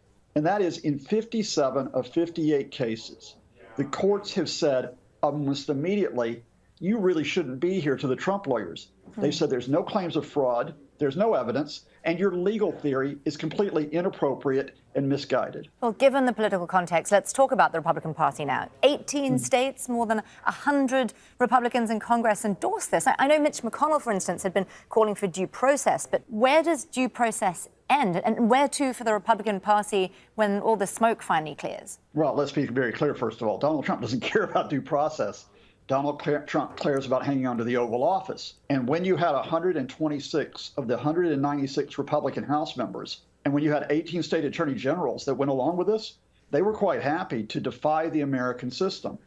Now here comes the big challenge once Joe Biden becomes president. Does someone like the Senate Majority Leader Mitch McConnell continue to ally himself with the Trumpists to try to tear down Biden, even if that might tear down the U.S. system? Or does Mitch McConnell and other Republican leaders finally cut themselves away from Donald Trump and say, look, we once were a party that had economic and social policies that worked within the rules. Do they go back to this, or do we see the Trumpists effectively taking over the GOP? Well, Scott, then let me ask you the big question. That the entire U.S. democratic process rests on the perceived legitimacy of these elections. So where does this whole saga leave that? Well, I said before the elections, this was the most important American moment since 1945 and the end of World War II. It still is. You know, the question of whether this system, which has stood for almost 250 years, continues to function is in the balance. But you will headline, quite rightly, those people that support Trump, that will go out on the streets, that will spread disinformation, that will shout hoax. On the other side, we have a new government, a Biden administration. If it can get control of the pandemic that has killed almost 300,000 Americans, if it can provide for an economy, which has been bashed this year, if it can provide for social justice for all Americans and not for some, well, results talk. And that's the big hope that the American system has, is competence and responsibility versus Donald Trump's Twitter feed. Scott Lucas there from America Unfiltered. Always great to get your thoughts here on Al Jazeera. Thanks for being with us again, Scott. Thank you.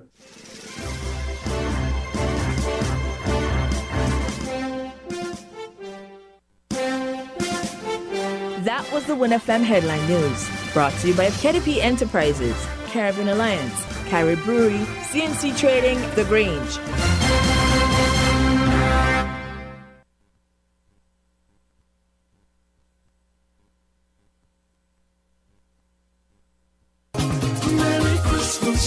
Tis the season to save with Delayed Woman and Caribbean Alliance Insurance. Purchasing a new car this Christmas? Save up to 65% off. Yes, that's 65% off your motor insurance premiums. Switch and save up to an additional 30% discount on your premiums. Visit us at Liverpool Road, Bastier St. Kitts or Hunkins Drive, Nevis. Call 465-2631 or 469-5303. Promotion ends December 31st. Quotations valid until January 15. Terms and conditions apply. 'Tis the season to save up to 65% off. Merry Christmas, everyone.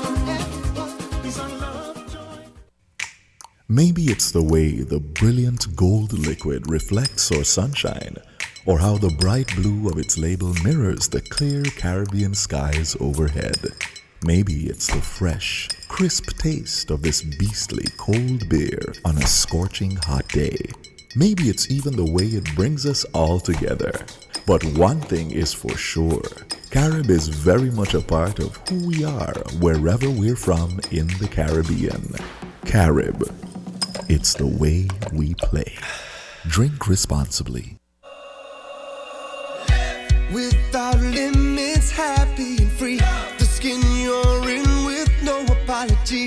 The one to seize the day. Grab an LLB.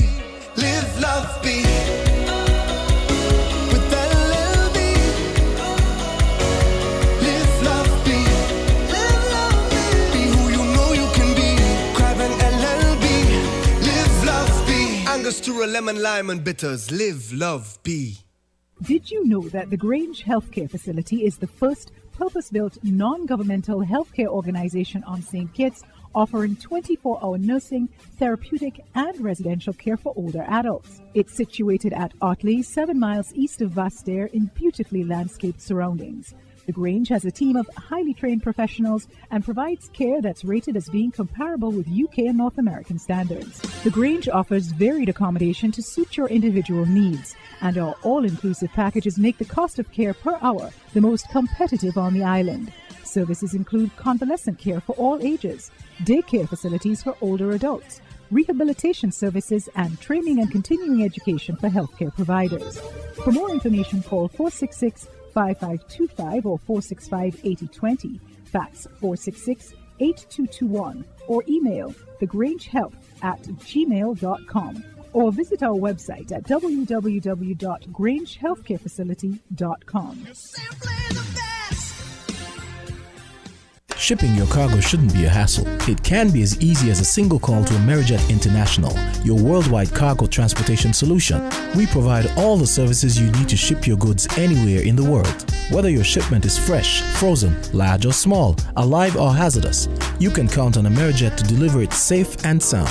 Amerijet International, by land, sea or air. We get it there.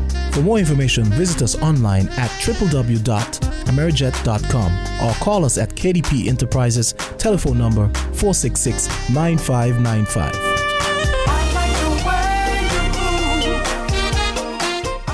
We're different. We're 98.9. 98.9. Win FM. People make the world go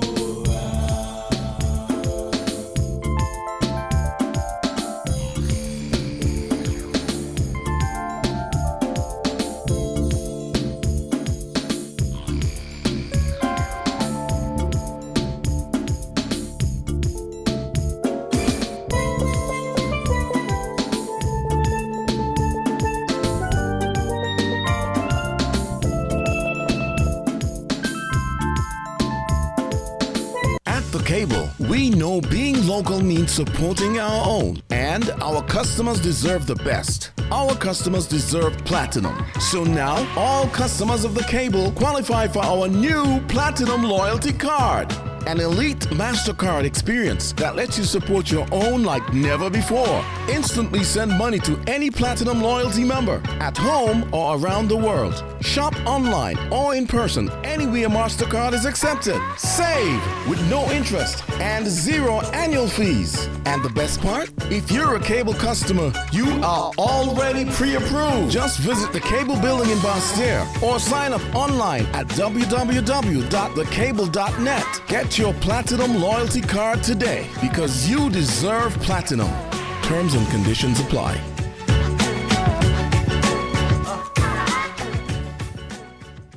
Are you wondering what to do this holiday season? Will it be the same? Will you be able to give your family all that they need? Well, with TDC Financial Services, all your holiday woes will disappear.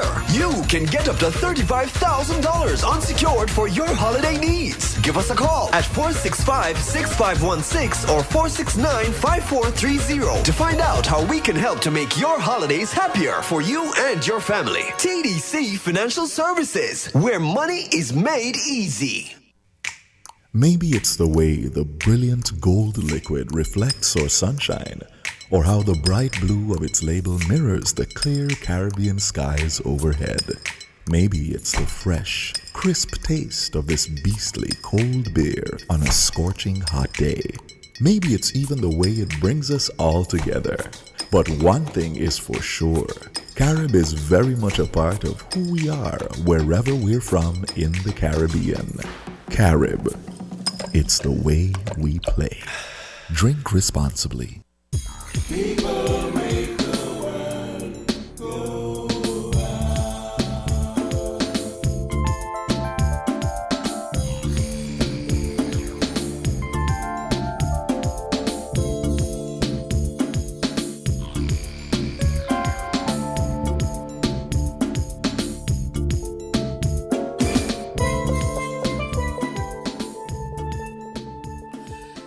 Good afternoon to all our listeners, and welcome back to Inside the News right here on WinFM 98.9.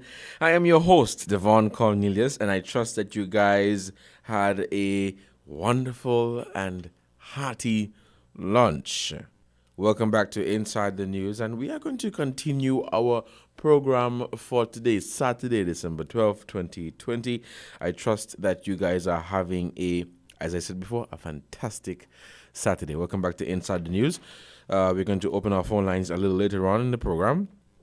Again, our numbers to call are 6620989, 7620989, and 4660989. You are listening to Inside the News. So we are basically having a discussion around youth political participation and young people being involved in the decision-making process. Young people taking up leadership positions and leadership roles within businesses and organizations, and young people basically having a say in what really happens within our country and within, our communities, and so right here in St. Kitts and Nevis. And for the most part, it has been a very meaningful and very good discussion, hearing the different point of views and everything, and understanding that young people, they have a role to play. But just to point to some research that was done, to some statistics, this is a report from based on the trends, where you don't see much young people. Remember I said before, different international, regional, and different organizations conducted some surveys, some research, and they came up with a number of findings. It says, recognizing the potential of youth, the United Nations Development Program, UNDP, developed its first of its kind youth strategy 2014 to 2017, called Empowered Youth, Sustainable Future, in line with the UN System-Wide Action Plan on Youth 2013, which calls on young generations to become more involved and more committed in development processes. 2013 also saw the publication of the Enhancing Youth Political Participation Throughout the Electoral Cycle, a Good Practice Guide. Now, a previous caller made reference to or spoke about political training and education. And if I may add, not just political training and education, but training or preparing young people to take up leadership positions, training our young people to take up leadership positions, political, for those persons who aspire to be politicians, for those persons who aspire to be leaders, training and educating them about the process and about how this thing really works is very, very, very, very pivotal, very, very important to, our nation's development. But when we talk about youth in politics and youth political participation and young people, basically being involved in the decision-making process is not centered around, or is not more so focusing on the partisan politics or the party politics. You being a supporter of Labour, PAM, NRP, CCM, PLP, whatever the case may be. It's more so of understanding the world of politics and understanding that, young people making a difference and making a change and having a say in what really happens in our country is something that is very important, sorry. And we have some cases where you have some boards that are made up of older persons. And I am of the opinion that maybe, let's just say maybe, if you have a younger person there with a fresh mind, they would come with a fresh approach, a new approach, and they will be able to bring something new to the table. They will be able to bring something new to the table. And that is the argument that we are really pushing, allowing young people to be a part of the process, allowing young people to share their knowledge. Of course, there are some young people that, you just don't have the years of experience because you're young and you are still learning every step of the way. In whatever you do, you could be doing it for 30 years, 20 years, 40 years, whatever the case may be. You are still learning every step of the way, and you are still learning something new every day as you go by. And just like I said earlier on in the first segment, you having a difficulty or you having a predicament does not mean that it's the end of the world for you. It does not mean that if you wanted to be a politician, that is over. It does not mean if you wanted to be a doctor, is over. It does not mean the end of the world for your career. And so keep trying, because there are so many success stories we hear all across the world where we have leaders, politicians, we have persons who are now in prominent positions, big top positions, that throughout their teenage years and throughout their 20s and perhaps 30s went through some difficult times, some really, really difficult times. But because they were given the opportunity to advance themselves, because they were given the opportunity to gain more experience and to be exposed to different things, in terms of what's happening around us, they were able to make a stage and a name for themselves. And yes, you would have those young people who aspire to do the same, and they may meet a different stumbling block. As Miss Thompson stated, she's the valedictorian at the Charlestown Secondary School. It says, your life is not planned out. There's no plan for life. Life is uncertain. And your opportunities may not align with mine. My opportunities may not be the same as yours. I may succeed, you may fail. You may fail, I may succeed. You may succeed, I may fail.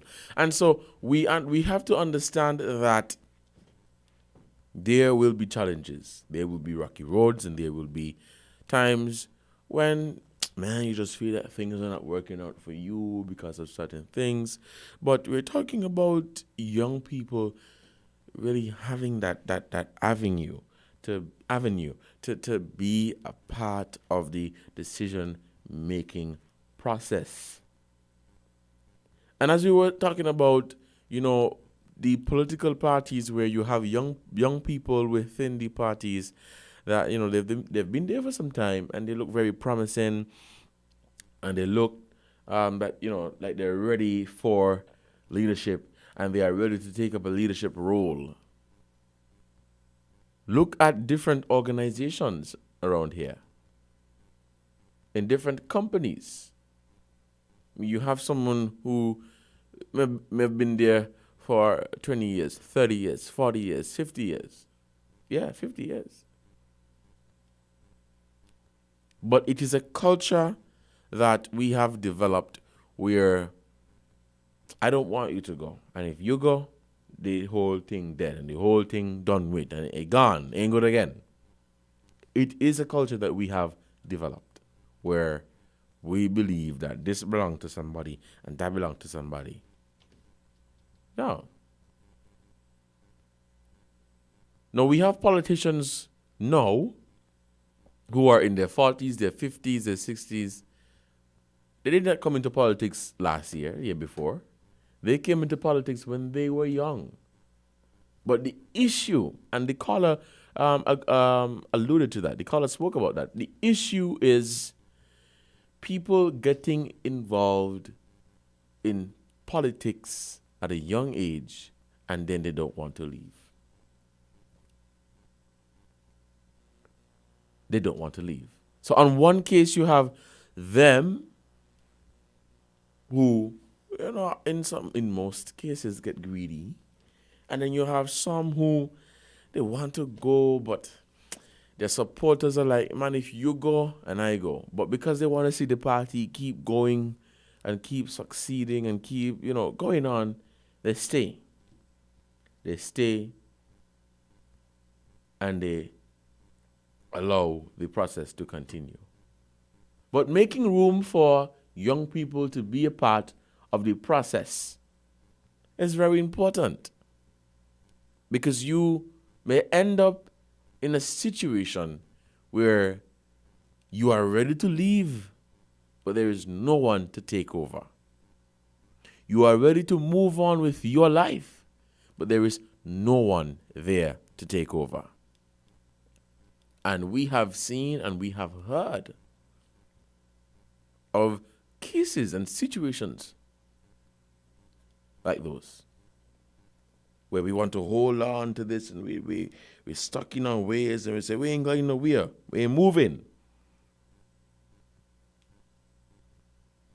And then you would have realized that, boy, I really should have, allow this person to, move up and so you put yourself in a mess. You put yourself in a mess. But there are some questions that have been raised. How do you explain the low representation of young people in parliaments and governments across the world? How? How do you explain the low representation? If you look across the world, across the region, you see governments with no young person there. Not even as a secretary, a cabinet secretary, or a permanent secretary, or a senator, or something along that line. Now, it may be a case where there are some young people that they don't want to be a part of that whole thing. They don't want to be a part of the political process. They don't want to be a part of all the, as it said, the top shot things. They don't want to be involved. They just want to come and make a small contribution and do the thing on the side. Then you have those who want to, but they're forced out and they're overlooked. And they're excluded from the entire process. You're excluded. And so that is the issue that we face. Whether it is here or in our neighboring islands. Don't want to move on. We're taking calls. Good afternoon, caller. You're on the air.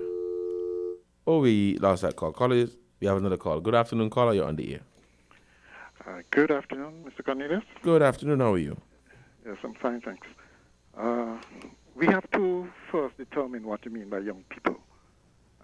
There is room, there's a role to be played for all ages in what we normally broadly call young people. Okay, from the time a young person turns 18 and eligible to vote, he or she is also eligible to serve not only at all levels in party structure, serve in politics as an independent, but also serve in government as well from the time they're 18. The question, though, is that young person qualified to serve? You can be eligible without being qualified, strange as it may sound. There's no question that a young person at the age of 18 would have to go through a rigorous process of training, knowledge and experience acquisition before he or she can be seriously considered for a leadership role at the different levels. Of course, it can happen that somebody at 18 can become, for instance, prime minister, but that would be the exception, you know. It's unlikely that we'll choose an 18-year-old prime minister, regardless of how brilliant he or she is, right? They just would not have the repertoire of knowledge and skills that the job requires. If we look at the requirements of a good leader, certainly we want things like competence, wisdom, honesty, trustworthiness, good character, empathy, and these days, somebody who is incorruptible. Okay? Some of these things can be taught or learned, but others are inherent, you know. Somebody can be inherently of bad character. Okay? Some leaders naturally bubble to the top, but I don't subscribe to the quota system for leadership. Right? Leadership is not one of those things which lend itself well to affirmative action, right? And quotas. So we want the best person, man or woman, young or old, to lead us. That is the thing, right? How we choose that person is another thing altogether. One point to note is that the lead has just an important role to play as those who are leading. We are obligated to choose a good leader. We should not subscribe to this principle that if people want to elect a scamp, let them elect a scamp. That's foolishness. Okay? We often hear the cliche, we get the government that we deserve. Well, we get the governance that the leadership that we choose to give us. Okay? And we decide whether we're going to tolerate that or not. Right? And that is why we should be very careful in our choices. Young people must aspire to leadership, yes, because we absolutely need renewal and youth and vigor and energy. Okay? Otherwise we become moribund and we'll dwell in the past, end up dwelling in the past too much. But youth must also earn their leadership role, I think.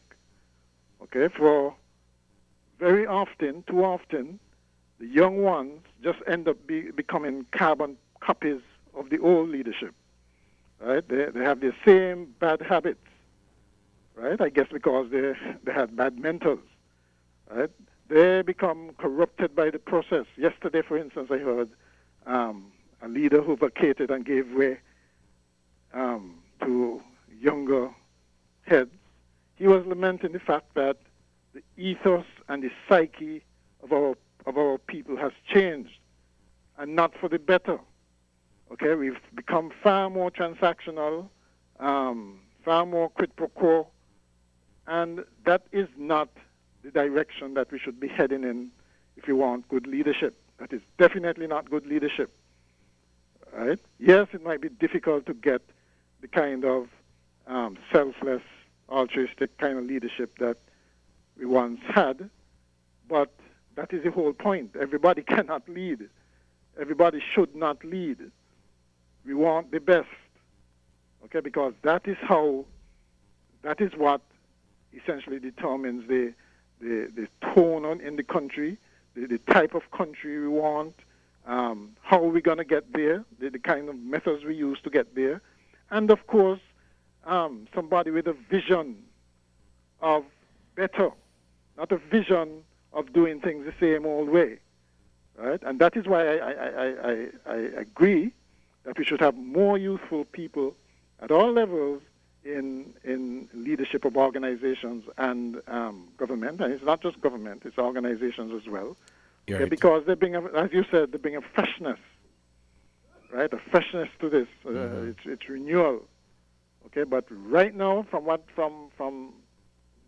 my vantage point, I think it's not just the youth who have to learn a lot about leadership, but the rank and file, the ordinary person, the ordinary young person has a lot to learn about how to choose a good leader. That's my intervention. Thank you so much, caller. And if I may, we have another call. Good afternoon, caller. You're on the air. Yeah. Good afternoon again, Devon. Devon, do you believe that back in them, like Mr. Batcher them times, and though them time in politics, don't you think that corruption and thing used to go? Don't you used to go on? Of course. Corruption used to go on. Corruption is not new, you know. Corruption is not new. And he had bad eggs there, but just that the people them was loyal to the party, and they can't see they can't see no further other than the party. That was the go on, and news media wasn't so active those times to go and question no politician about how they run their affairs at the country. Mm-hmm. But right now technology improved. You understand? You could stay in Barbados and know how the government is think it's running. Mm-hmm. We could say it and how the government in Barbados running. You understand? Technology improved a lot. So corruption used to go on in time. So not so that these things, nobody perfect. Everybody expect in any government, things must happen. And everybody gonna get favoritism or whatsoever. Whether you got somebody from the political side do something wrong, you can pardon him. I met one of Mr. Batcher used to make no joke with people, with the cabinet members them, and some of the ministers and some of the parliament secretaries them. But do you think that Batcher never pardoned some people? You understand? Yeah, right. But he ain't gonna come out and tell them here. And the news wasn't so proactive that these things, nobody go on and investigate these things. But corruption going on all the time in politics. Because I hear so much of millions under the Farmer Labor Administration, under the Batcher administration. Some money went to Switzerland, $60-something million. It was in Switzerland, a Swiss bank. And up to now, nobody know about the money. You understand? So, that is what I tell you, nobody perfect. And I believe that young people out there listening and absorbing what's going on, and you got some good conscious-minded one, will go into politics and say that they're going to politics to do what he do, or do what she do. You understand? They're going to think of themselves and loyal to the maybe the constituency, serve the constituency. Mm-hmm. But the culture of politics has changed right now. For some reason why everybody voting for something.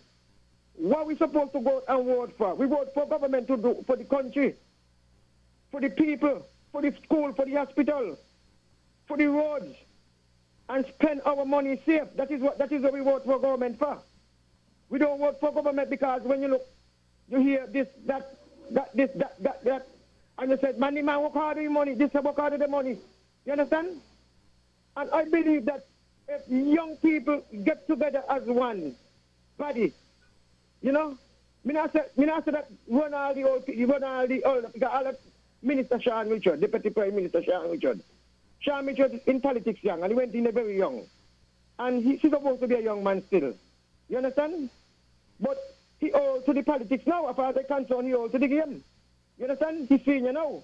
And I believe he knows that a lot of young people could be around him and learn from him. And learn from Dr. Harris too.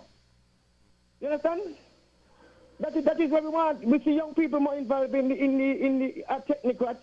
You know, give them the PS job, and they go home towards them, the technocrats, to be politicians to serve the country, because they will know when time government, they will know how the ways about how to run the affairs of the country. You understand? And how to spend the country money. You understand? That is all about thing. And I want to tell my good friend Monstrat, man, he must learn to be a good listener. And I believe that Monstrat looks like he got a problem with the unity, and he got a problem with Dr. Harris. I don't know his problem with the Prime Minister, but he looks like he got a problem with the Prime Minister. Anyway, but you take care. God bless you. Yes, thank you so much for your input, caller. We have no more calls. So it's just to understand that, you know, young people being involved in the process is very important.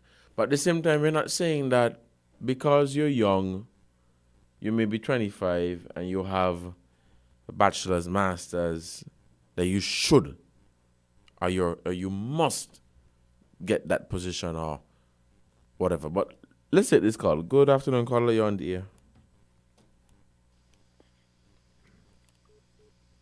Caller, good afternoon. You're on the air. Oh, we lost that call. Call us back at 662-0989, 762-0989, and 466-0989. We are still taking your calls. Good afternoon, caller. You are on the air. Good afternoon, my friend. Good afternoon. How are you?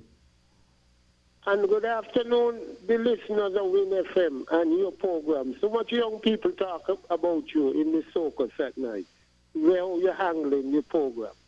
Young fellow, let me tell you something, you know. We in Sinkits, we the test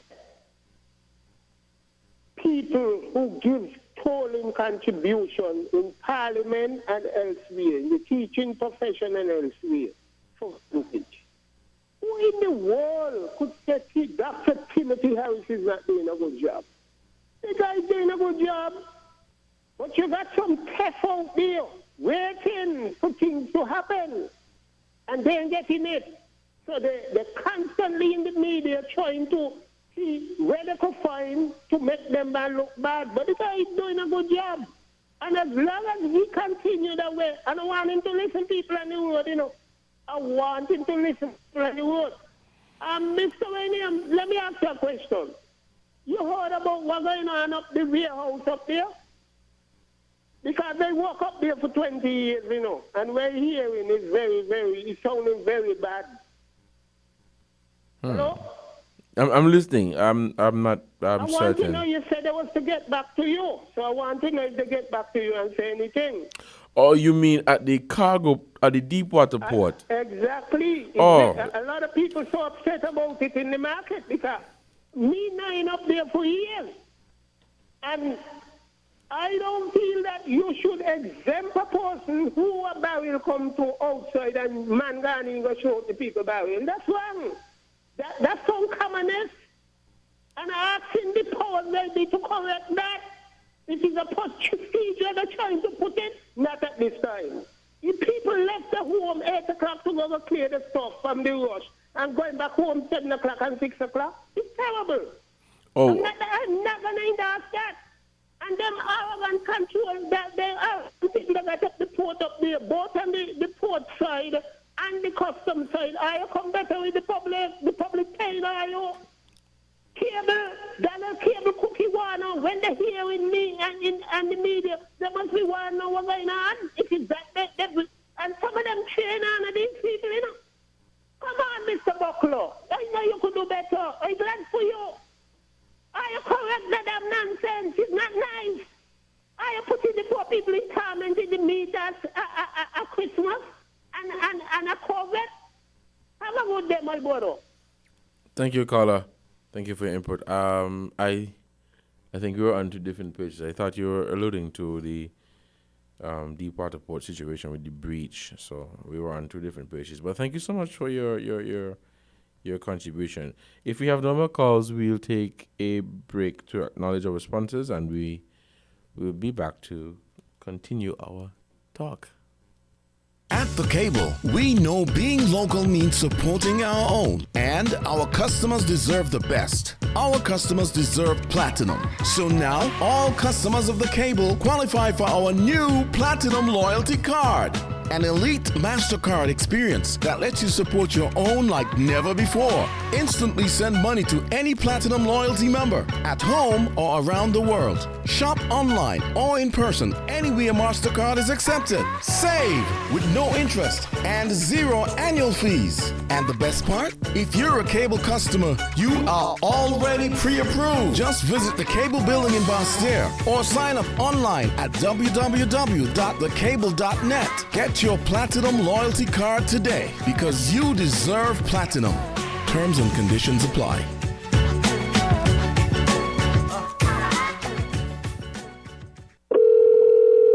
Hello? Jean, you know every time I call you, it's always about something good. What going on? Well, the TDC retail stores in St. Kitts and Nevis are at it again. Their new stocks have arrived. Really? Yes, new furniture, printers, toys, appliances, electronics, housewares, even decorations, and so much more. New is in. So, girl Betty, when we going? You know me, I don't miss a beat when it comes to TDC. I'm getting ready to go to TDC Automotive, the Business Center, and the Home and Building Depot now. And next week, we're definitely going over to CDS Nevis to see what they have over there too. Betty, me I'm here. Betty, you gone? Maybe it's the way the brilliant gold liquid reflects our sunshine, or how the bright blue of its label mirrors the clear Caribbean skies overhead. Maybe it's the fresh, crisp taste of this beastly cold beer on a scorching hot day. Maybe it's even the way it brings us all together. But one thing is for sure, Carib is very much a part of who we are wherever we're from in the Caribbean. Carib, it's the way we play. Drink responsibly. People make the world go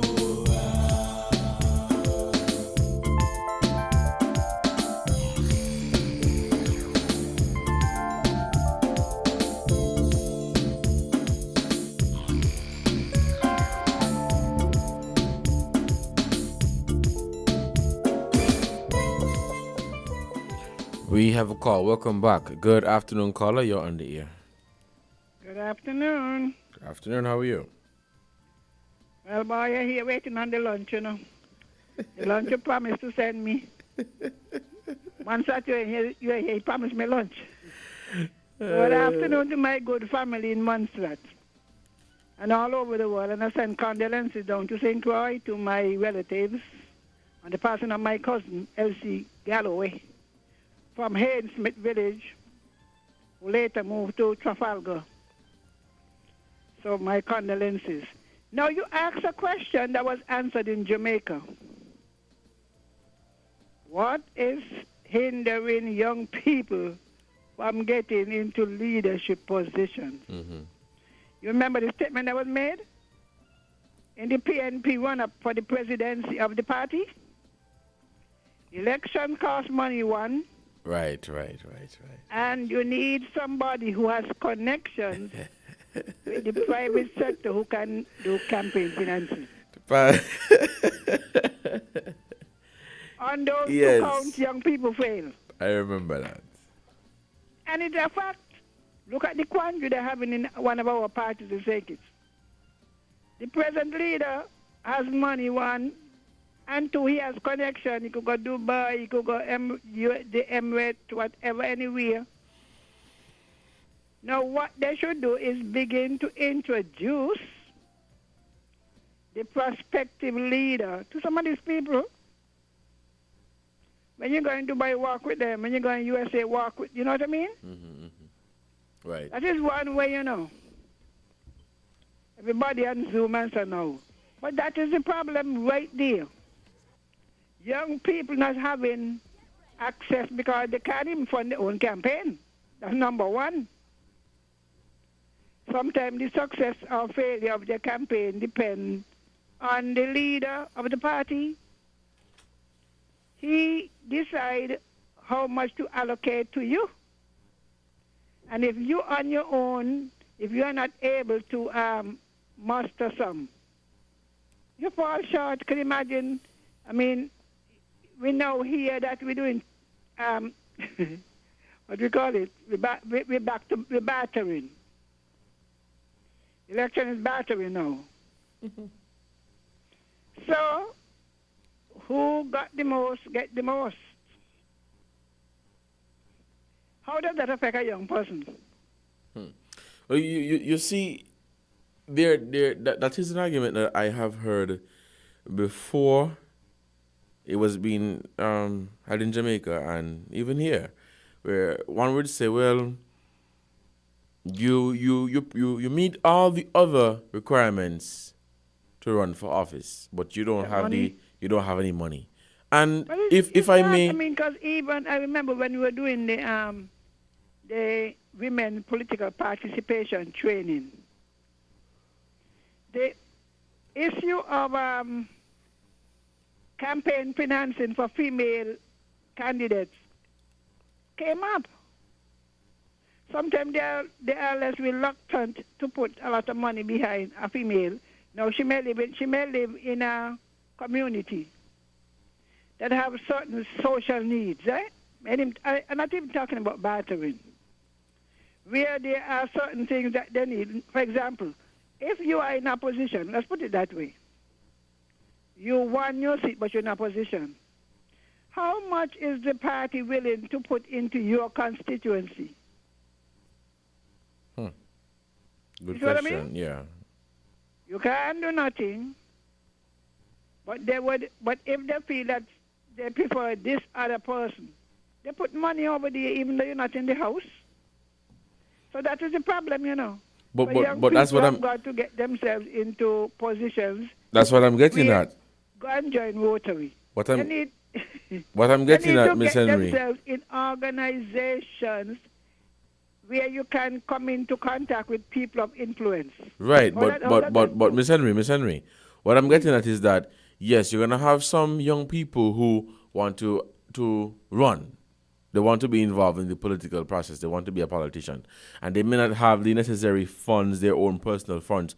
But because of the freshness and because of the new look they bring to the whole political arena, you have persons out there, what do they call them? Investors. You have the investors out there who would want to invest in that young person to see them have a good political career. So yes, you have some persons who they don't have the financial backing. On a few cases, on some cases, yes, but there's some people who. Yeah, depending on the appeal, eh? The appeal. Right. And as you say, if they are seen as an investment. Yes. So basically, it's how you come off. You market yourself. Right, and so you sometimes you may enter with $10 in your bank account, and when you're ready to run your campaign, you're good to go. Yeah, and that's another thing again, because sometimes, as you just said, some of them don't even do anything to help themselves. You know, 5 years and election come and they're still broke. They can't sell bread and saltfish, dumpling and mackerel. You know what I mean? Mm-hmm. But that is part of the problem. So that the young people are faced, because it became a big issue. It has always been, you know, you check the leaders. Well, you think you can get some of them moved. And some of them use it as a threat. Yeah. Well, if you move Sylvine, well, the money done. So poor you, stuck. All right then. Thank you so much for your input. We are continuing this discussion, and very, very, very important point raised by the caller. But you know, you do have some candidates. We have another call. Let's take this call. Good afternoon, caller. You're on the air. Hello. Hello. Good afternoon. You're on the air. Yeah. Good afternoon again. Just one more intervention.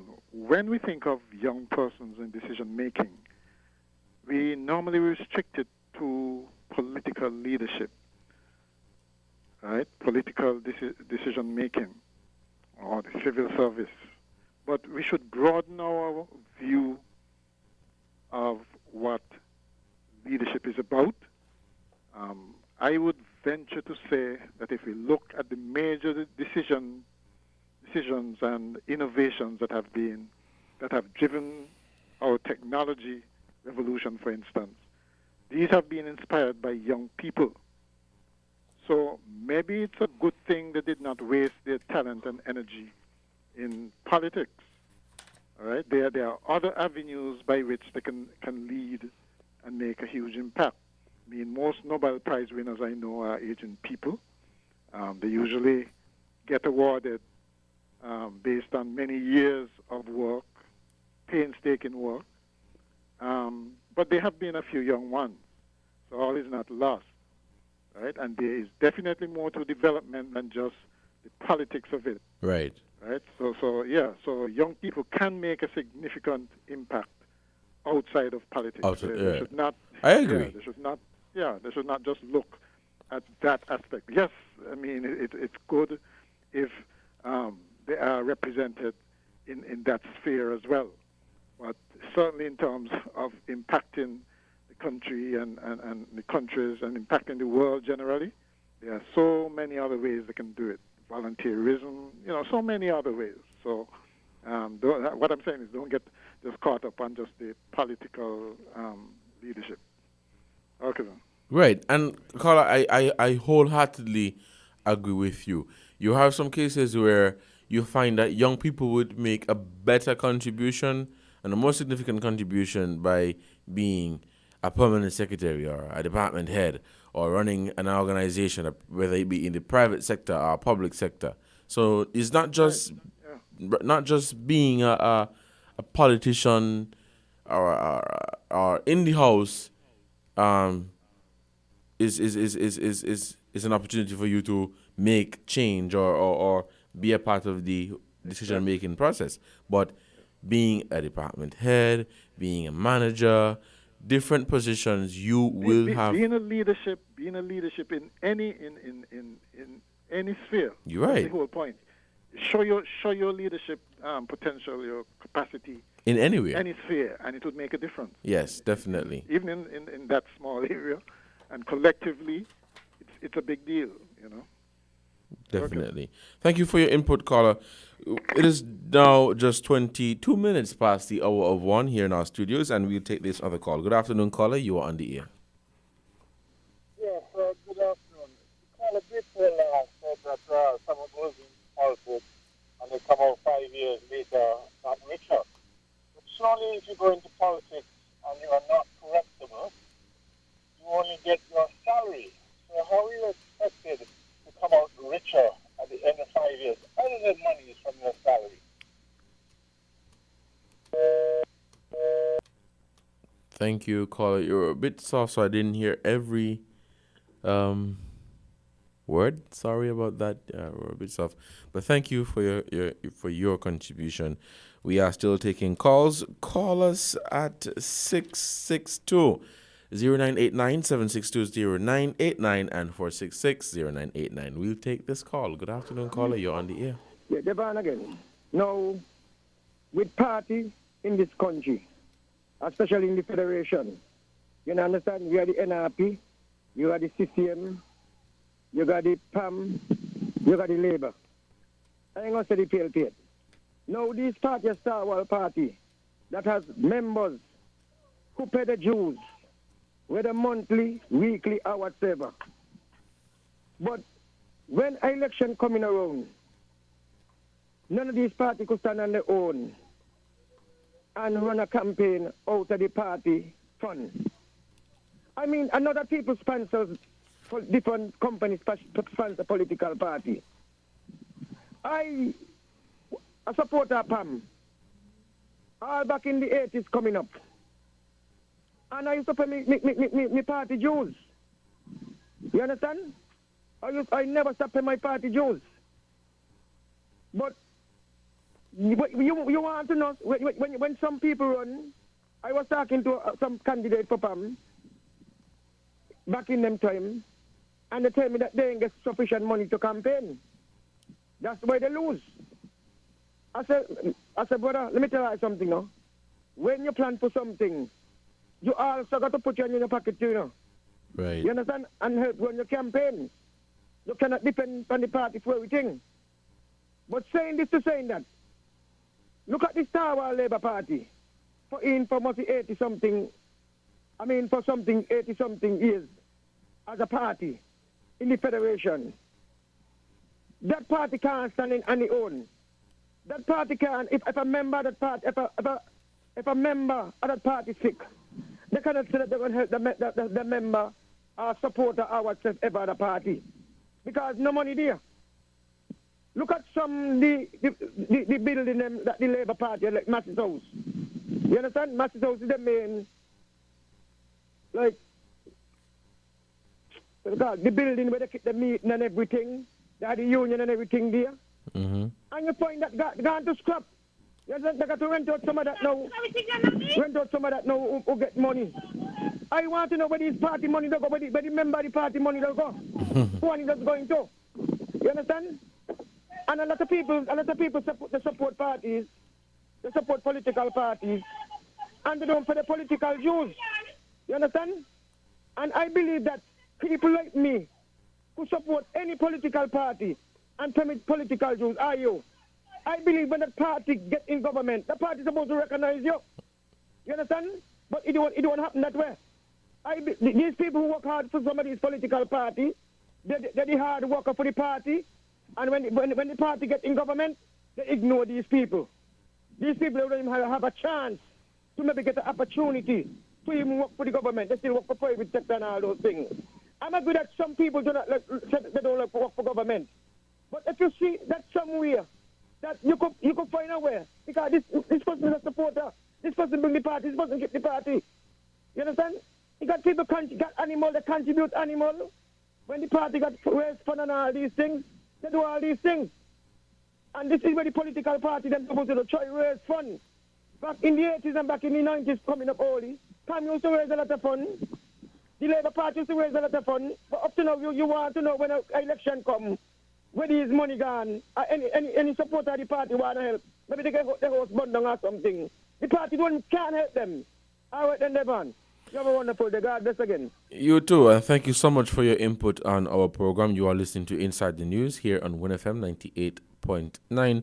I am your host, Devon Cornelius. We have just 3 more minutes left, so we'll take just one more call. We have a call. Good afternoon, caller. You are on the air.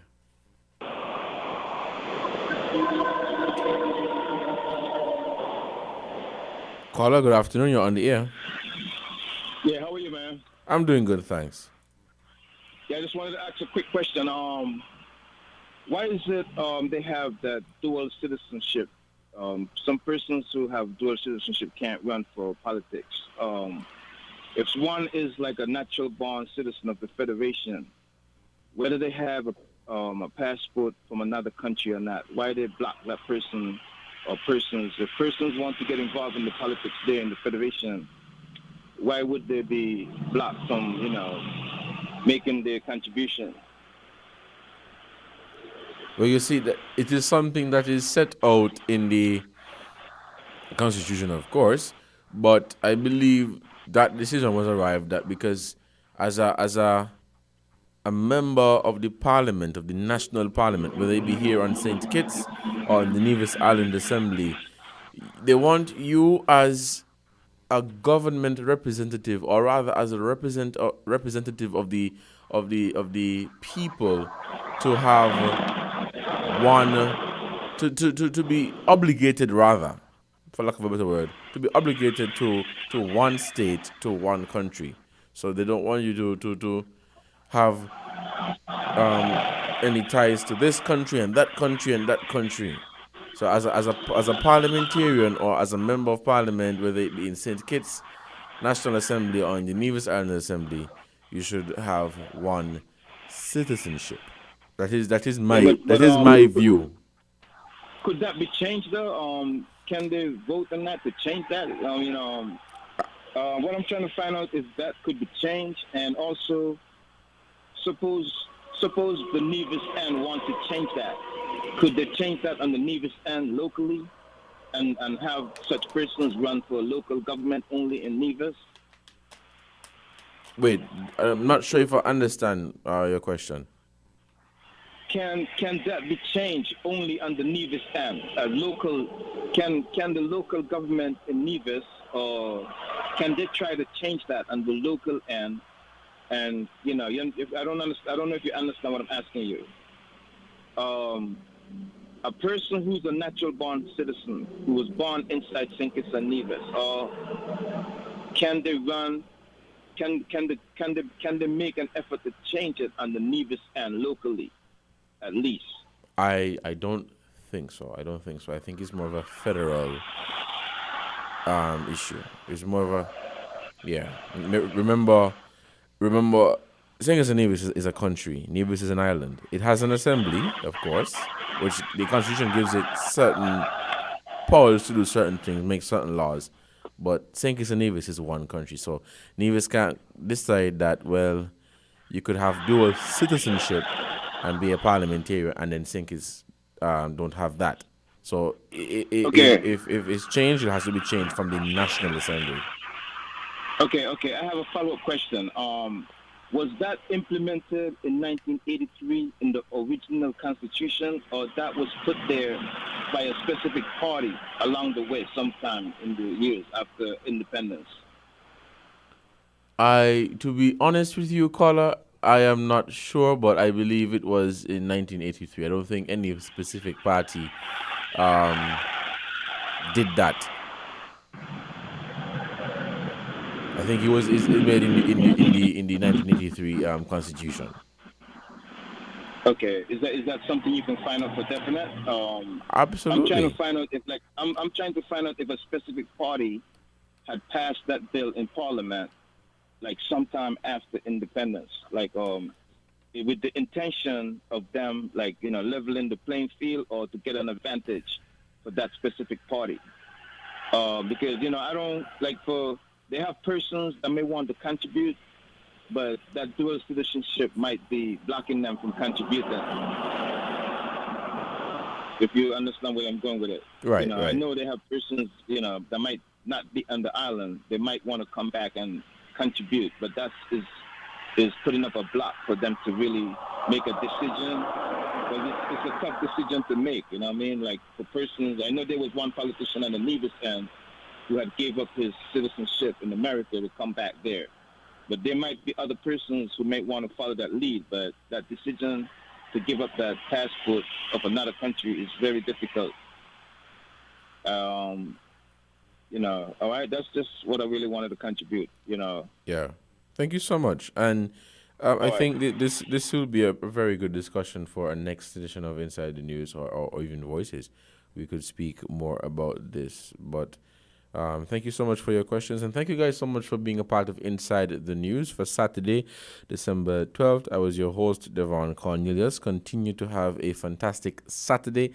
Continue to stay safe, wear your mask, wash your hands, practice social distancing, and play your part in keeping St. Kitts and Nevis safe from the coronavirus. Until next time, I was your host, Devon Cornelius, and continue to keep well.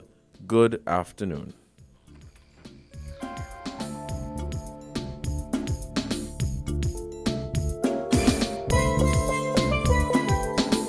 TDC Home and Building Depots beat the rush sale. We've got the road. This holiday season, beat the rush. Shop